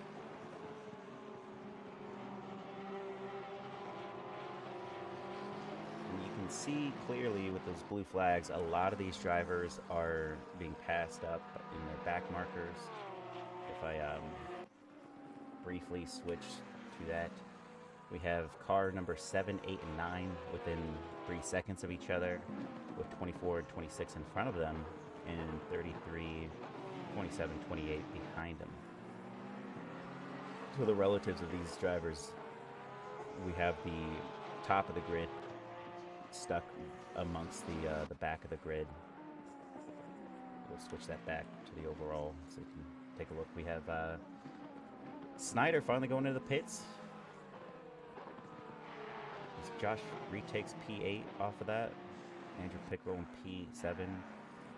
Lindauer in P6.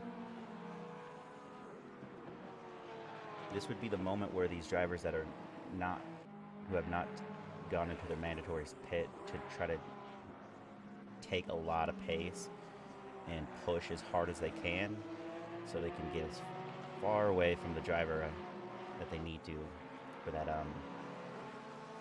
the overcut there.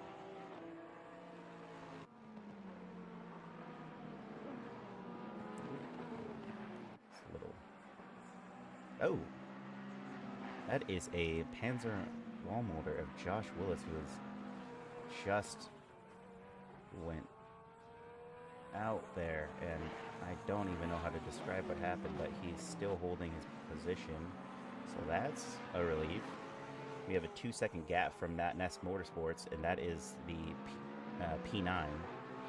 He has definitely lost a little bit of time there, but not a position. So I guess if you're making a mistake, that's not too bad of a mistake to make. We have Barrio here, really going on the attack. P16 going to hunt Parker, a driver he has passed already once. And looks like he's going to try to pass him again as he goes in on the inside. He takes it. That's clean.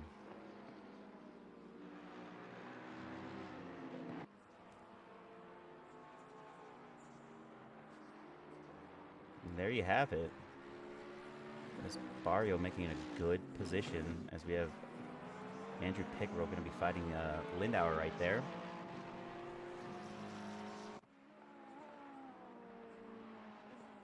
We have 37 minutes left in this this race. This has truly been an endurance race. That cannot be mistaken. Hope we are getting a good look at every driver on screen here as we have Ed Kerstetter right up against Jeff Allen, who from Fast Motorsports, who's tied in the top 10 championship team standings, but Allen is definitely going to lose out on this because he still has to go into the pits.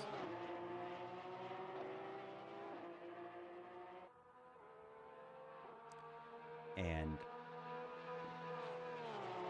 we have a 55-second gap from Ed Kerstetter to Riley Menier. And the insane thing is Kerstetter's last time was a 201.7, and Riley Menier's was a 202.1. But he is not improving upon a situation in which he should maintain being out front and not pitting. The only way this works for Riley is if we get wet conditions in the next 30 minutes. Actually, next conditions for the next 20 minutes within that time, because in the last 10 minutes, you could bar not to switch tires and just play it safe. You'll lose some time, but 55 seconds is a lot of time to play into that.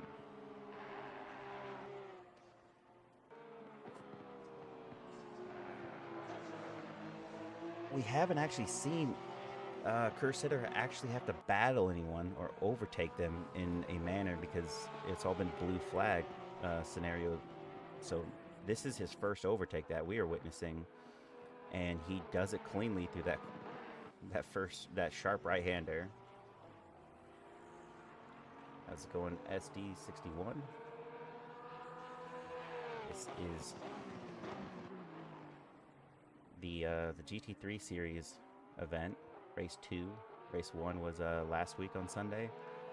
Followed by Thursday, we'll have the GT4 series going, and that will be the race 2. It's the start of the season, so we have a lot of exciting things happening. Actually, we have race 3. Yeah, it'll be race 3 for the GT4 series. It's coming up. I highly recommend tuning in for the GT4 series. Oh, so we have a yellow flag on car number 777. That is Ray Frias of the Morton Salt. He looks to be right behind a Lexus of J Auto. Nope, that is oh, That is an instant collector that is turned around on that underpass.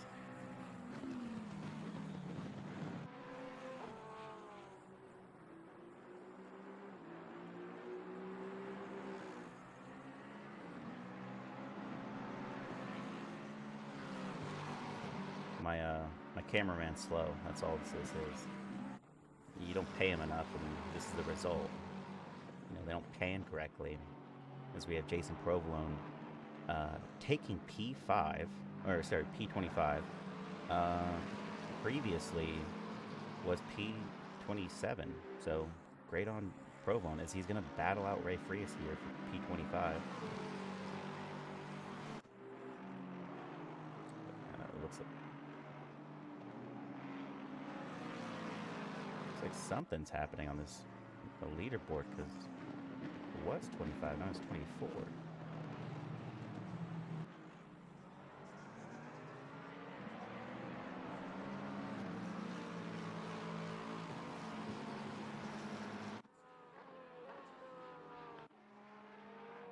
And Riley Minier has pitted.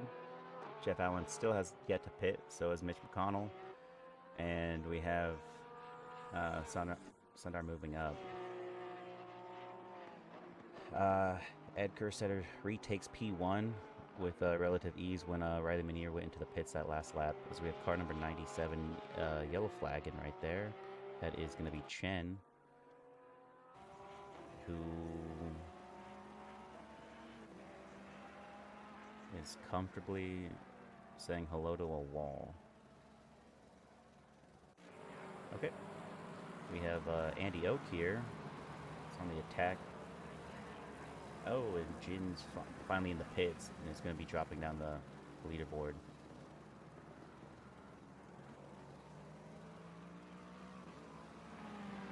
Well, that in itself looked like a little bit of an incident.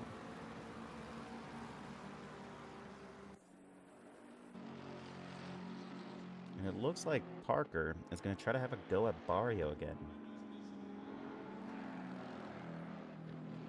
He's in 2/10 off that temp there.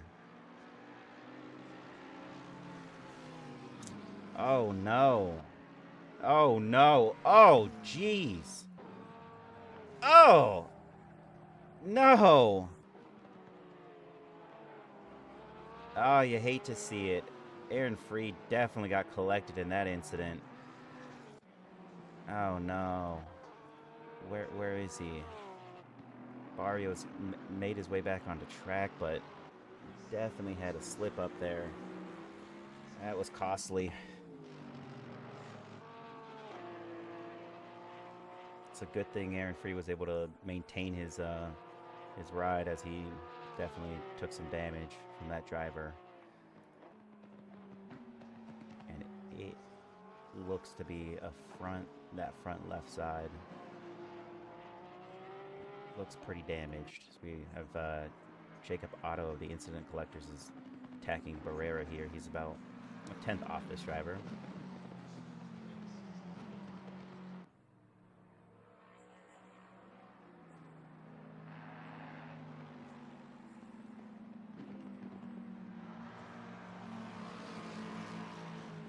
And Barrio enters the pits. I believe the damage is too much for him to race. And Harris also goes in the pits.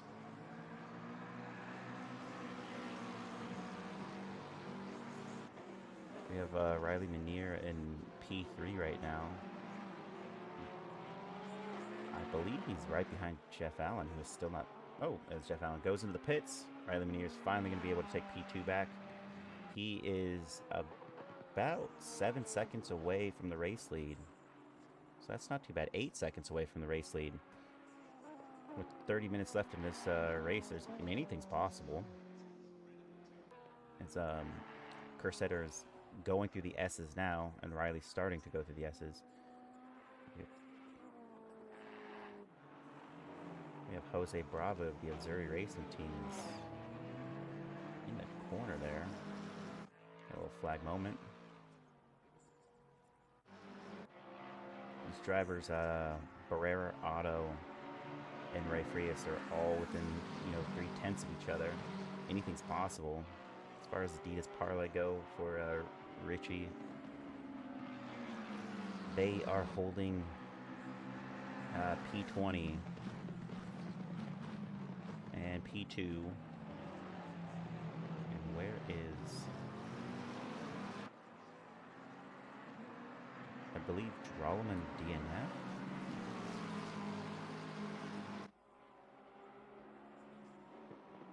Yeah, it looks like Richie Drolleman has left. Ooh. That's unfortunate. Definitely had some major incidences that we were privy to, and it's unfortunate that you drop down the leaderboard because of them.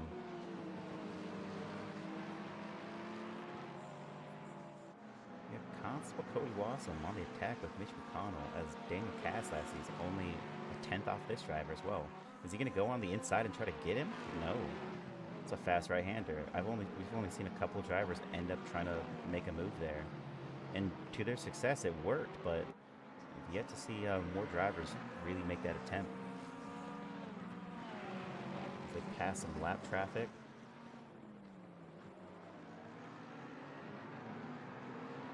Maybe that isn't lap traffic. I think that's actually Parker Nybar. That was the incident collectors there.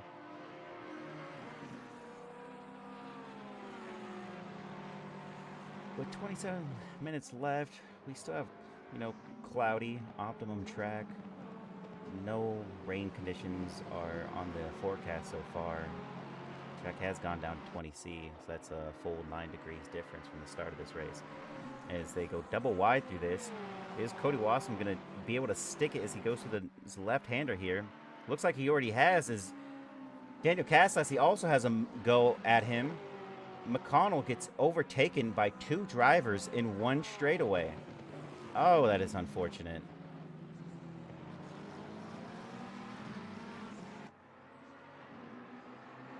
That is the tactics of a very fair racing driver. Constable Cody Wassum takes P9. He's holding it. We have Caslassy in P10, and that is the Southern Star Motorsports at least going to be pulling in 2 major points for their team, holding on to that team standings win. Josh Willis is about half a second off of Jeff Allen here.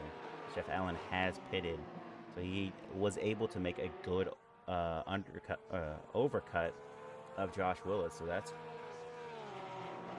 something.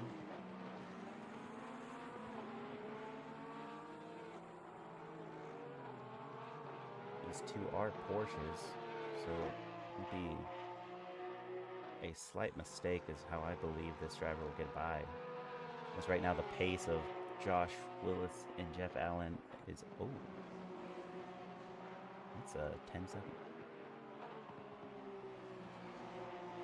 It is unforeseen for how am I going to be able to describe that. Jeff Allen is technically 10 seconds slower. It could have just been because he went to the pits.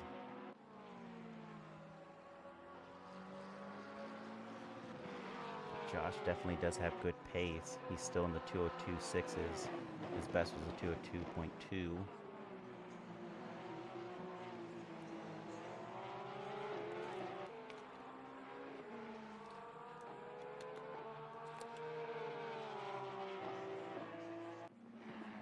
Now we have seen Josh make a couple moves on this lap right here, right at the start of this turn. As he goes to guess it out, he doesn't.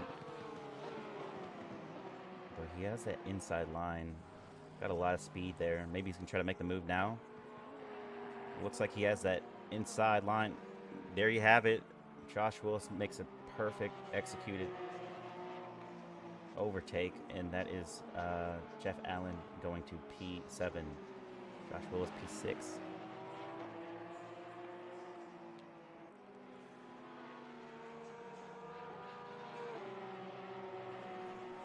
pretty calculated. Every driver on the board has pitted now, so we shouldn't see any shakeups happening there. So we have Lindauer's about a 6-second gap from P3, so we may see him claw back that and get some good points going P3. But our P3 driver of Honored Sundar IDRF Motorsports, he has a 42-second gap from P2. That really just shows the alien pace of our pole sitter and P2, as we have Riley Minier in P2 with a 6-second gap from Kerstetter. That was an 8-second gap earlier, so he's dialing in to get close to him. The last lap for Riley Minier was a 201.1, and the last lap for Kerstetter was 201.7. That's 0.6 difference is all the room that Riley needs to continue to push forward and to get closer and closer to that driver.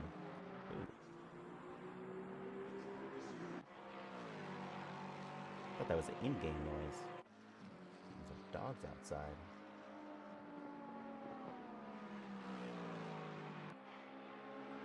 Daniel Kaslassie's about a 9/10 difference on Cody Wassum. Let's take a look here at the broadcast. And see how they're taking it going through this inside.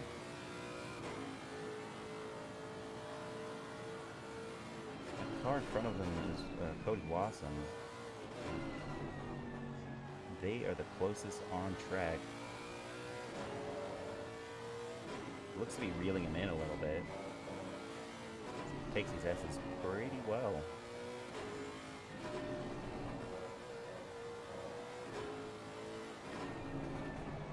Downshifting for that.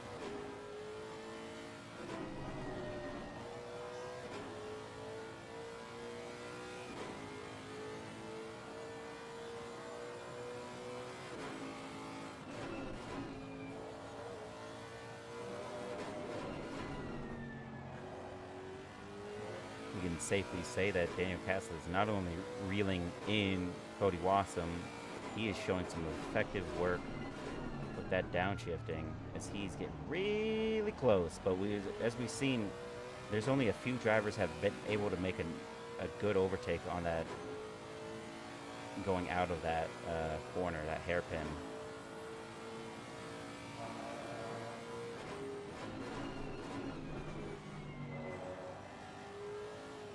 Sometimes the only thing a driver can do is react to what's in front of him, and that almost seemed like that's what he was doing.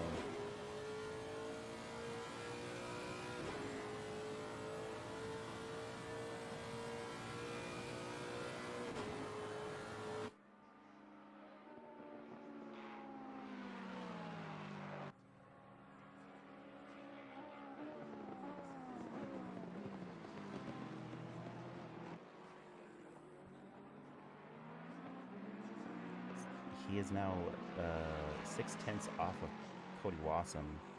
We have not a whole lot difference happening on the track itself. You can see on the overall, we're at 38 laps here.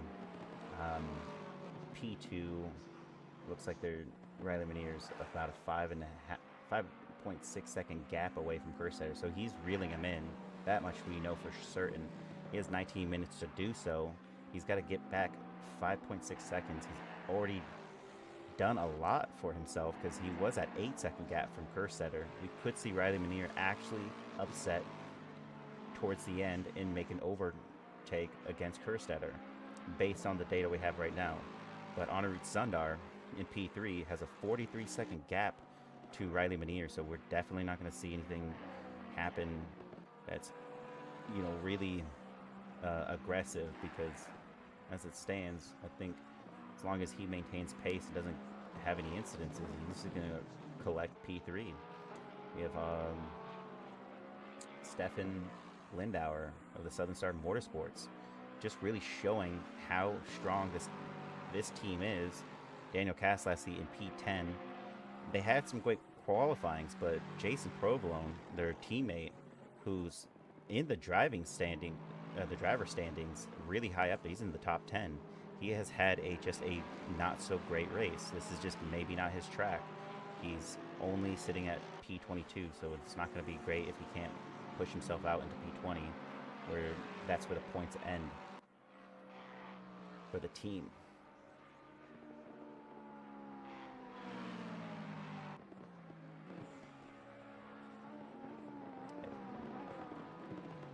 Castellassi's really reeling him in. He's getting closer and closer. I think we'll definitely see something happen as we have car number 962 of Andy Oak off on the side. That's the McLovin McLaren Motorsports team.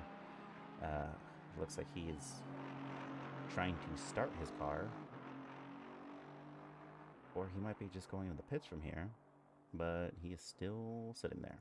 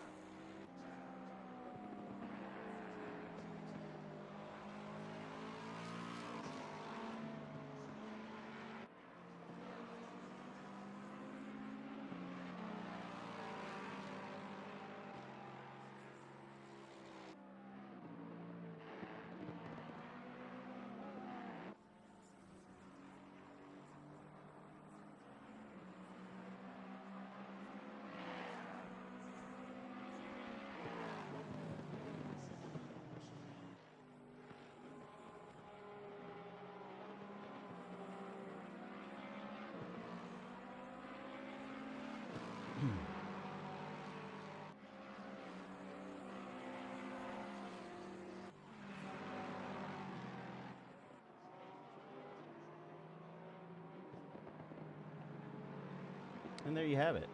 These drivers are... Oh, that is an incident for sure as Cody Watson goes off to the side. That was just a racing incident. I don't believe that was intentional by any means, as Daniel Castellassi now holds P9. It could have just been a mistake. It does... Looking at the... wasn't really an overtake so much as just a glide through. We have car number 59 did have an incident with 188. These two drivers did touch. That makes sense. But he didn't give back the position, so the thought there is that if he didn't give up the position, then he didn't feel that he was in the wrong for that maneuver. As we see Daniel Castellassi coming up to one of his teammates who's in lap traffic. That is Jason Provolone fighting for 21.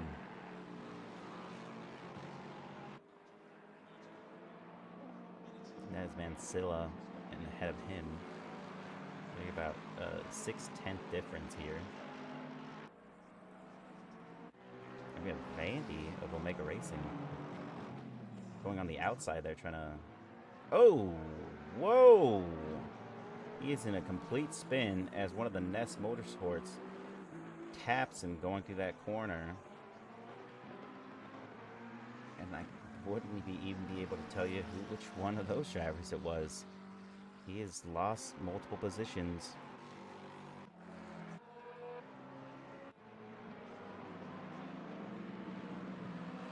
And that was probably just team orders. He is lap traffic, but he lets his teammate by with relative ease at the cost of his own battle with that driver.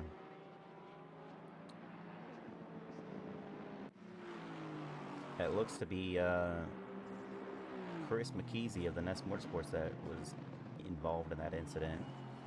Go back and see. That's car number 7 and 24, yeah. It's Mike Burkhoff in P11. He is about 7/10 off of Cody Watson. These two were teammates last season, so it'll be interesting to see what happens there. Mansilla goes off. That really just makes it easy for Jason Provolone to take that position from him, which he did.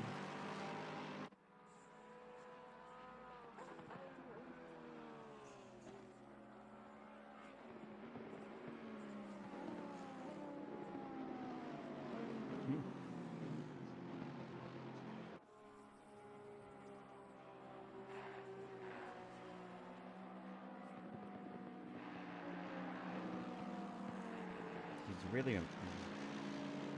The one thing you can say about Mike Burkhoff is that when it comes to his former teammates, he's definitely going to try to be as fair as he can. He definitely doesn't want to ruin anyone's race.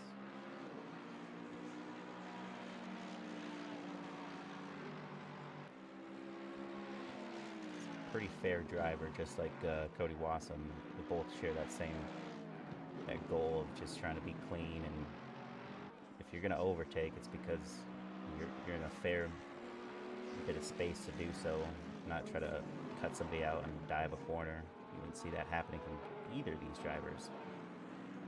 Although it's hard to say what happened when he was in that too wide earlier in the race with Richie Girolamo.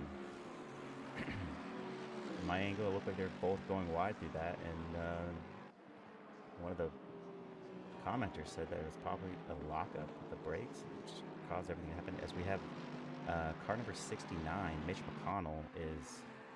Oh! He has just been tapped by car number 55. That is unfortunate. He was one of the drivers at the top 5. He has dropped into the pits entirely. Crow Havenborn in P15 has a drive-through penalty. That is unfortunate, as car number 55, Erica Cassian, was unable to avoid that that driver stuck on the road there. Crow Havenborn was in P9, so during those pit maneuvers, a lot of undercuts were paid off for some of these drivers, as they are like in higher positions, and the Ness Motorsports really taken back. Besides McKeesy's been able to maintain his spot.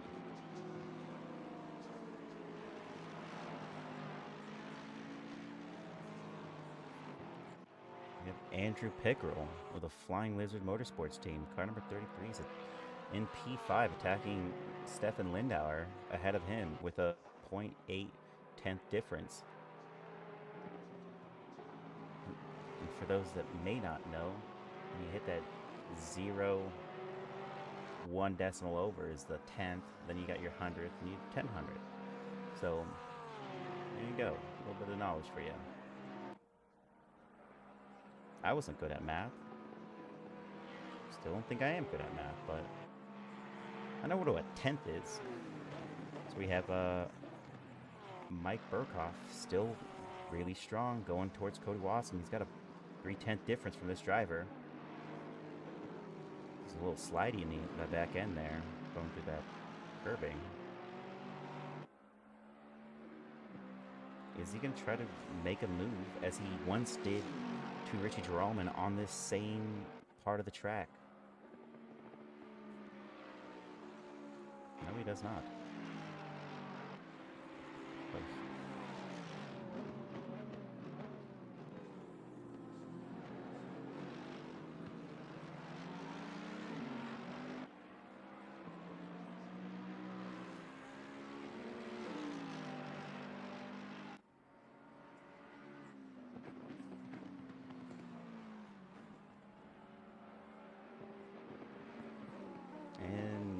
They're going double wide through this, but he's too far back for this to matter. Is Wassam's going to have the inside corner for the next turn. He gets ahead of him. It's some great defending. He is really close.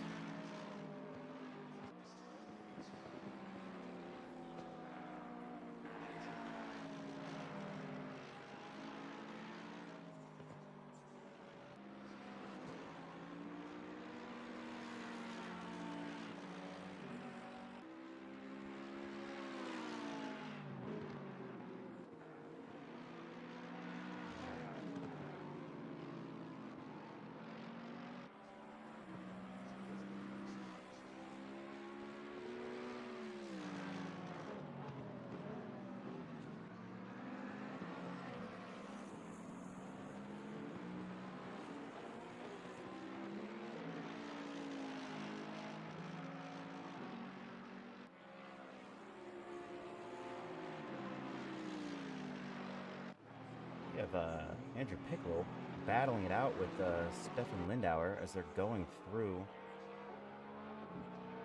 down the main straight.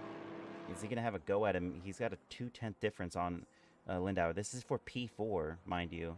You have Josh Willis a 3.6-second gap away from those two drivers.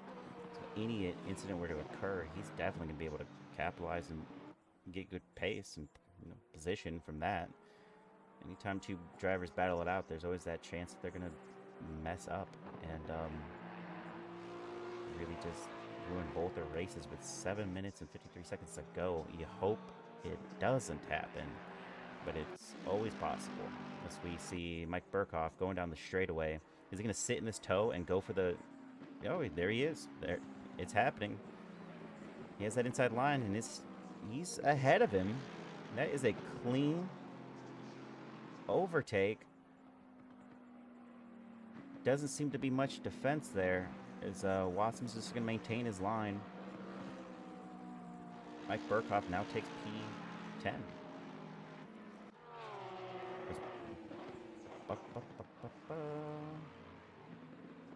What the... And there you have it, folks. The commentator's curse strikes again as we have Jeff Allen on the heels of Stefan Lindauer as Lindauer goes P6. He was P4 and he loses 2 positions for whatever reason and now is having a legitimate battle with all 3 of these drivers. We have Lindauer, P6, Southern Star Motorsports. We have a backmarker, Azuri Racing, in front of him. Behind it is Jeff Allen. Then there's Chris McKeesey, and he's 3/10 off that driver as Azuri goes to the side. These drivers, they're all racing for good position. That is P6 that they could steal from him. That is great to see that the top 10 are still having some decent battles as Josh Willis is getting close to Andrew Pickrell. He's still 8/10 off of him. As Mike Burkhoff goes double wide through this with Daniel Kaslassi trying to get that inside corner. He goes too far off, and Daniel Kaslassi is going to maintain P9. That's unfortunate for him, as Wassum's now in the similar position. We have 3 drivers. We have 6 drivers in the top 10 that are battling it out.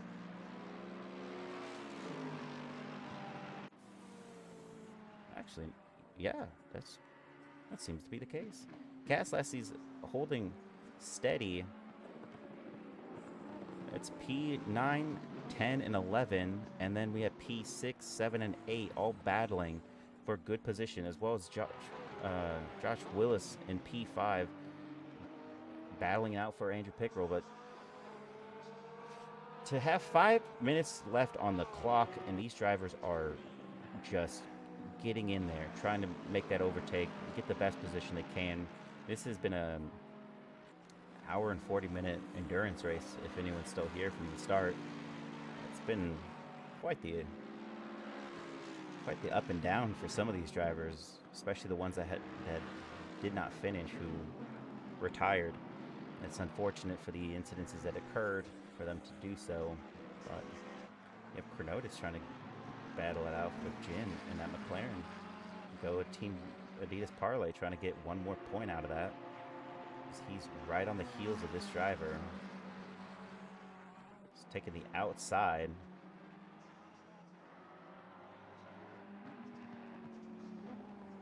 And he is going to be pulling. It didn't really affect his end game there. We have Mike Burkhoff still tempting. They're double wide going through that straight into that sharp left-hander, and he pulls ahead. He's definitely wide. I think I've already stated when that missed that marker there for the chicane. Car number 55 has an incident that on the main straight.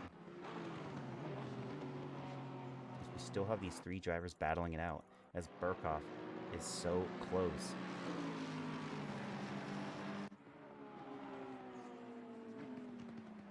it's already an impressive feat that he came from the backfield. He is now in contention for good points. That is Daniel Caslasi holding that outside, but he has the inside corner for the next turn. That is a good battle. They use the back marker correctly. That allows for him to maintain that. As Josh Willis gets a drive-through penalty, attacking Andrew Pickerel. 3 minutes left to go. He's going to have to serve it before we end, or he's going to get a 30-second deduction, and that's an 11-second difference from him in P6. He could drop down to P8 by the end of this race if he doesn't take that drive-through penalty. Oh, that's unfortunate for him, especially with the clock being towards at the end, with maybe 2 more laps to go.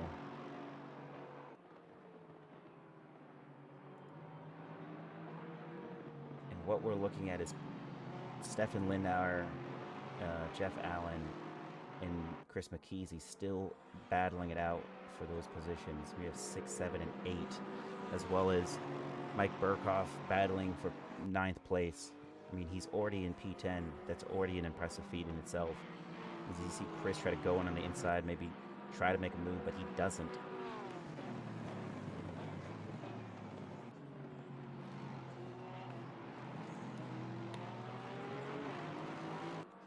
Reggie King has retired from this race. I believe he was in it in the Penrite Bentley, but I think he left, or barring some incident. Oh, as we have car number 72. Oh no, Mike Burkhoff.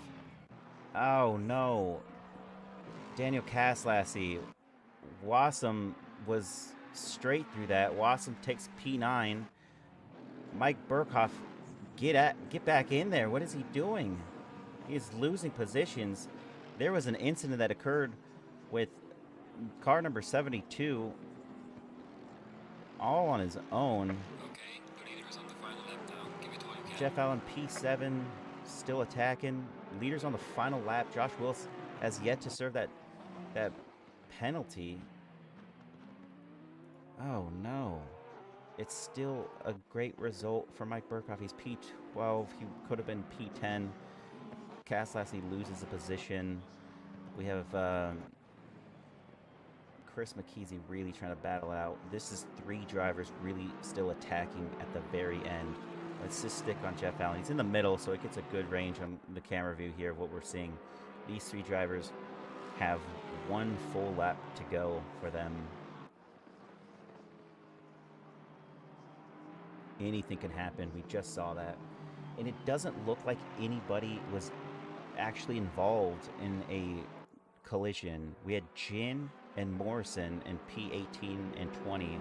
They were the last drivers to make contact, as well as car number 59, Daniel Caslasi, had an incident of his own making. Not involved with the and actually touching anybody else, so he must have just went off track. It records those as incidences in themselves.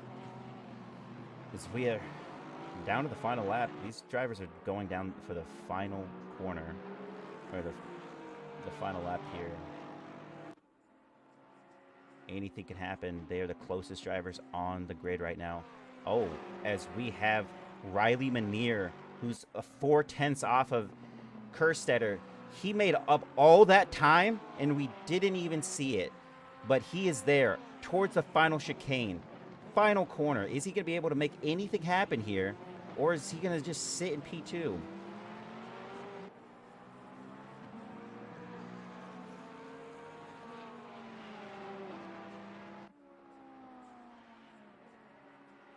And there you have it. That's a checkered flag.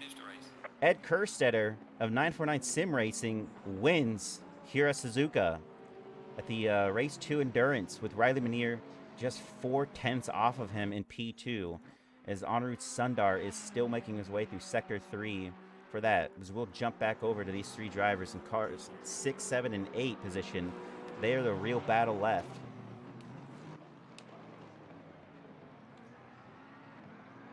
As Chris McKeesey has overtaken Jeff Allen while we were watching the race leads. that is great for him as he holds a new position. Lindauer is definitely just going to be sitting in a battle to defend. As we have drivers that have crossed the line and have finished.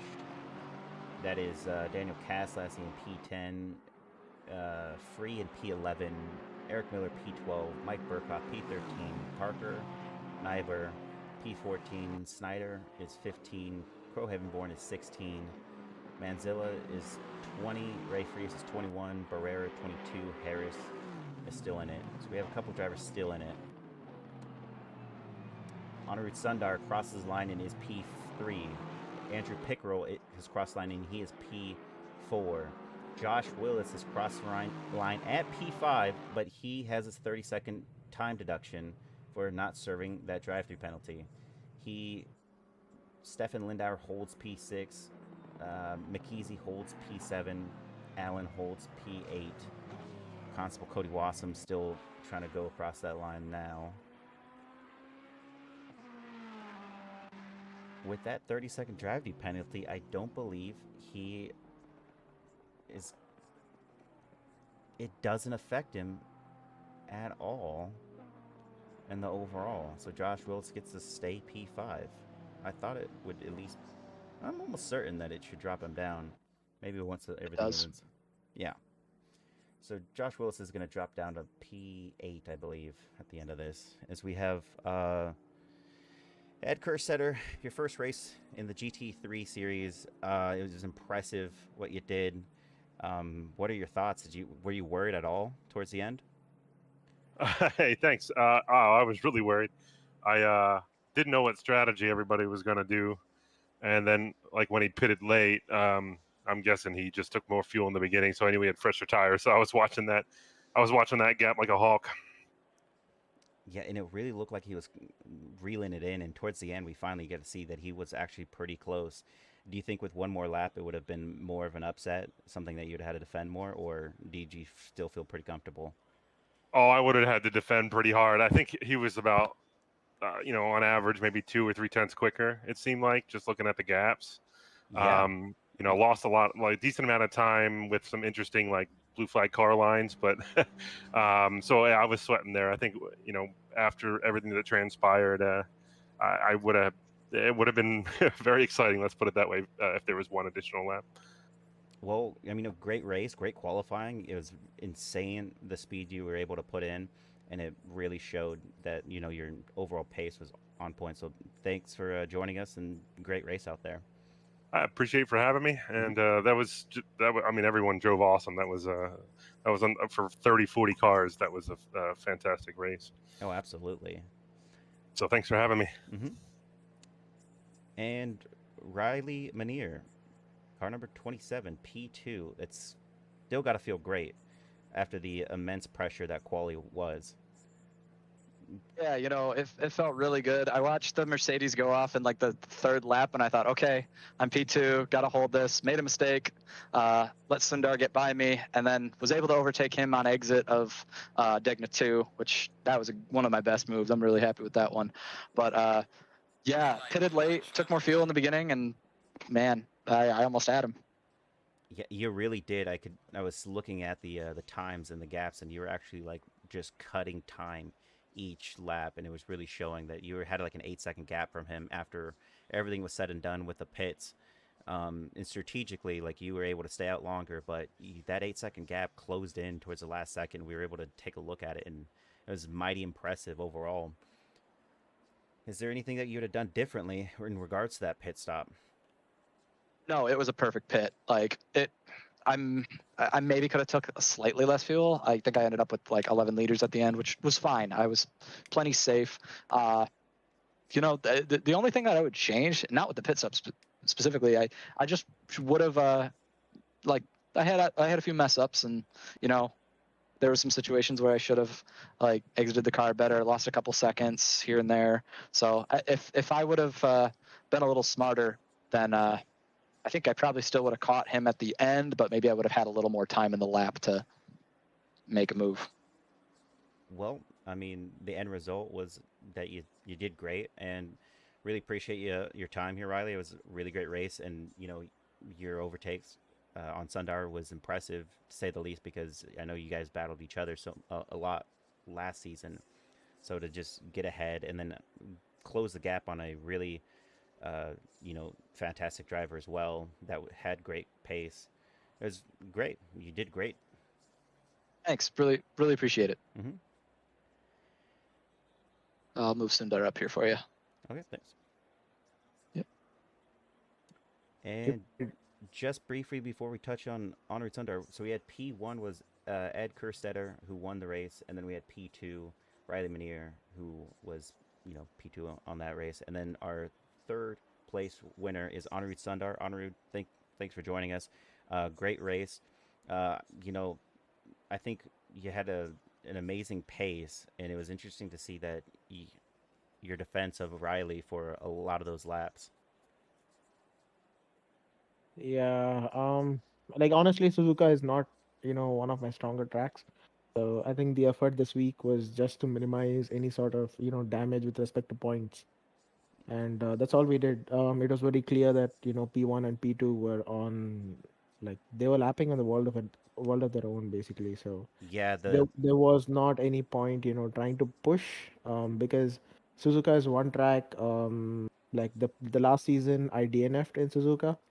Going through 130R, it's absolutely critical to keep your car stable, and the kind of setups that I come up with are, they have a very, very narrow range of, stability through 130R. So yeah, I think today's race was just damage control. That's it for the team and for the drivers' championship. well, you were able to pull in some points for the team, and I think it really shows. Like, it was a great race. I mean, yeah, you were at a 43-second gap from P2, but we could really just see that the P1 and 2 were in a race of their own. Yeah, And pretty much. yeah, I mean, great effort. Really just solidifying your spot. Thanks Yeah, for coming. it was really interesting to see that, um, hot lap times were the qualifying times for today. And yeah, this is going to be really interesting. What's going to happen uh, coming forward in the season with so many good drivers who are like, you have different drivers who are like, very good in certain tracks, and that's really going to play into the overall spice level of, the drivers and the team championships. Oh, absolutely. And I mean, you pull great points for yourself, but not only your team as well. So great job out there, and thanks for coming on. Yep. Thank you. Mhm.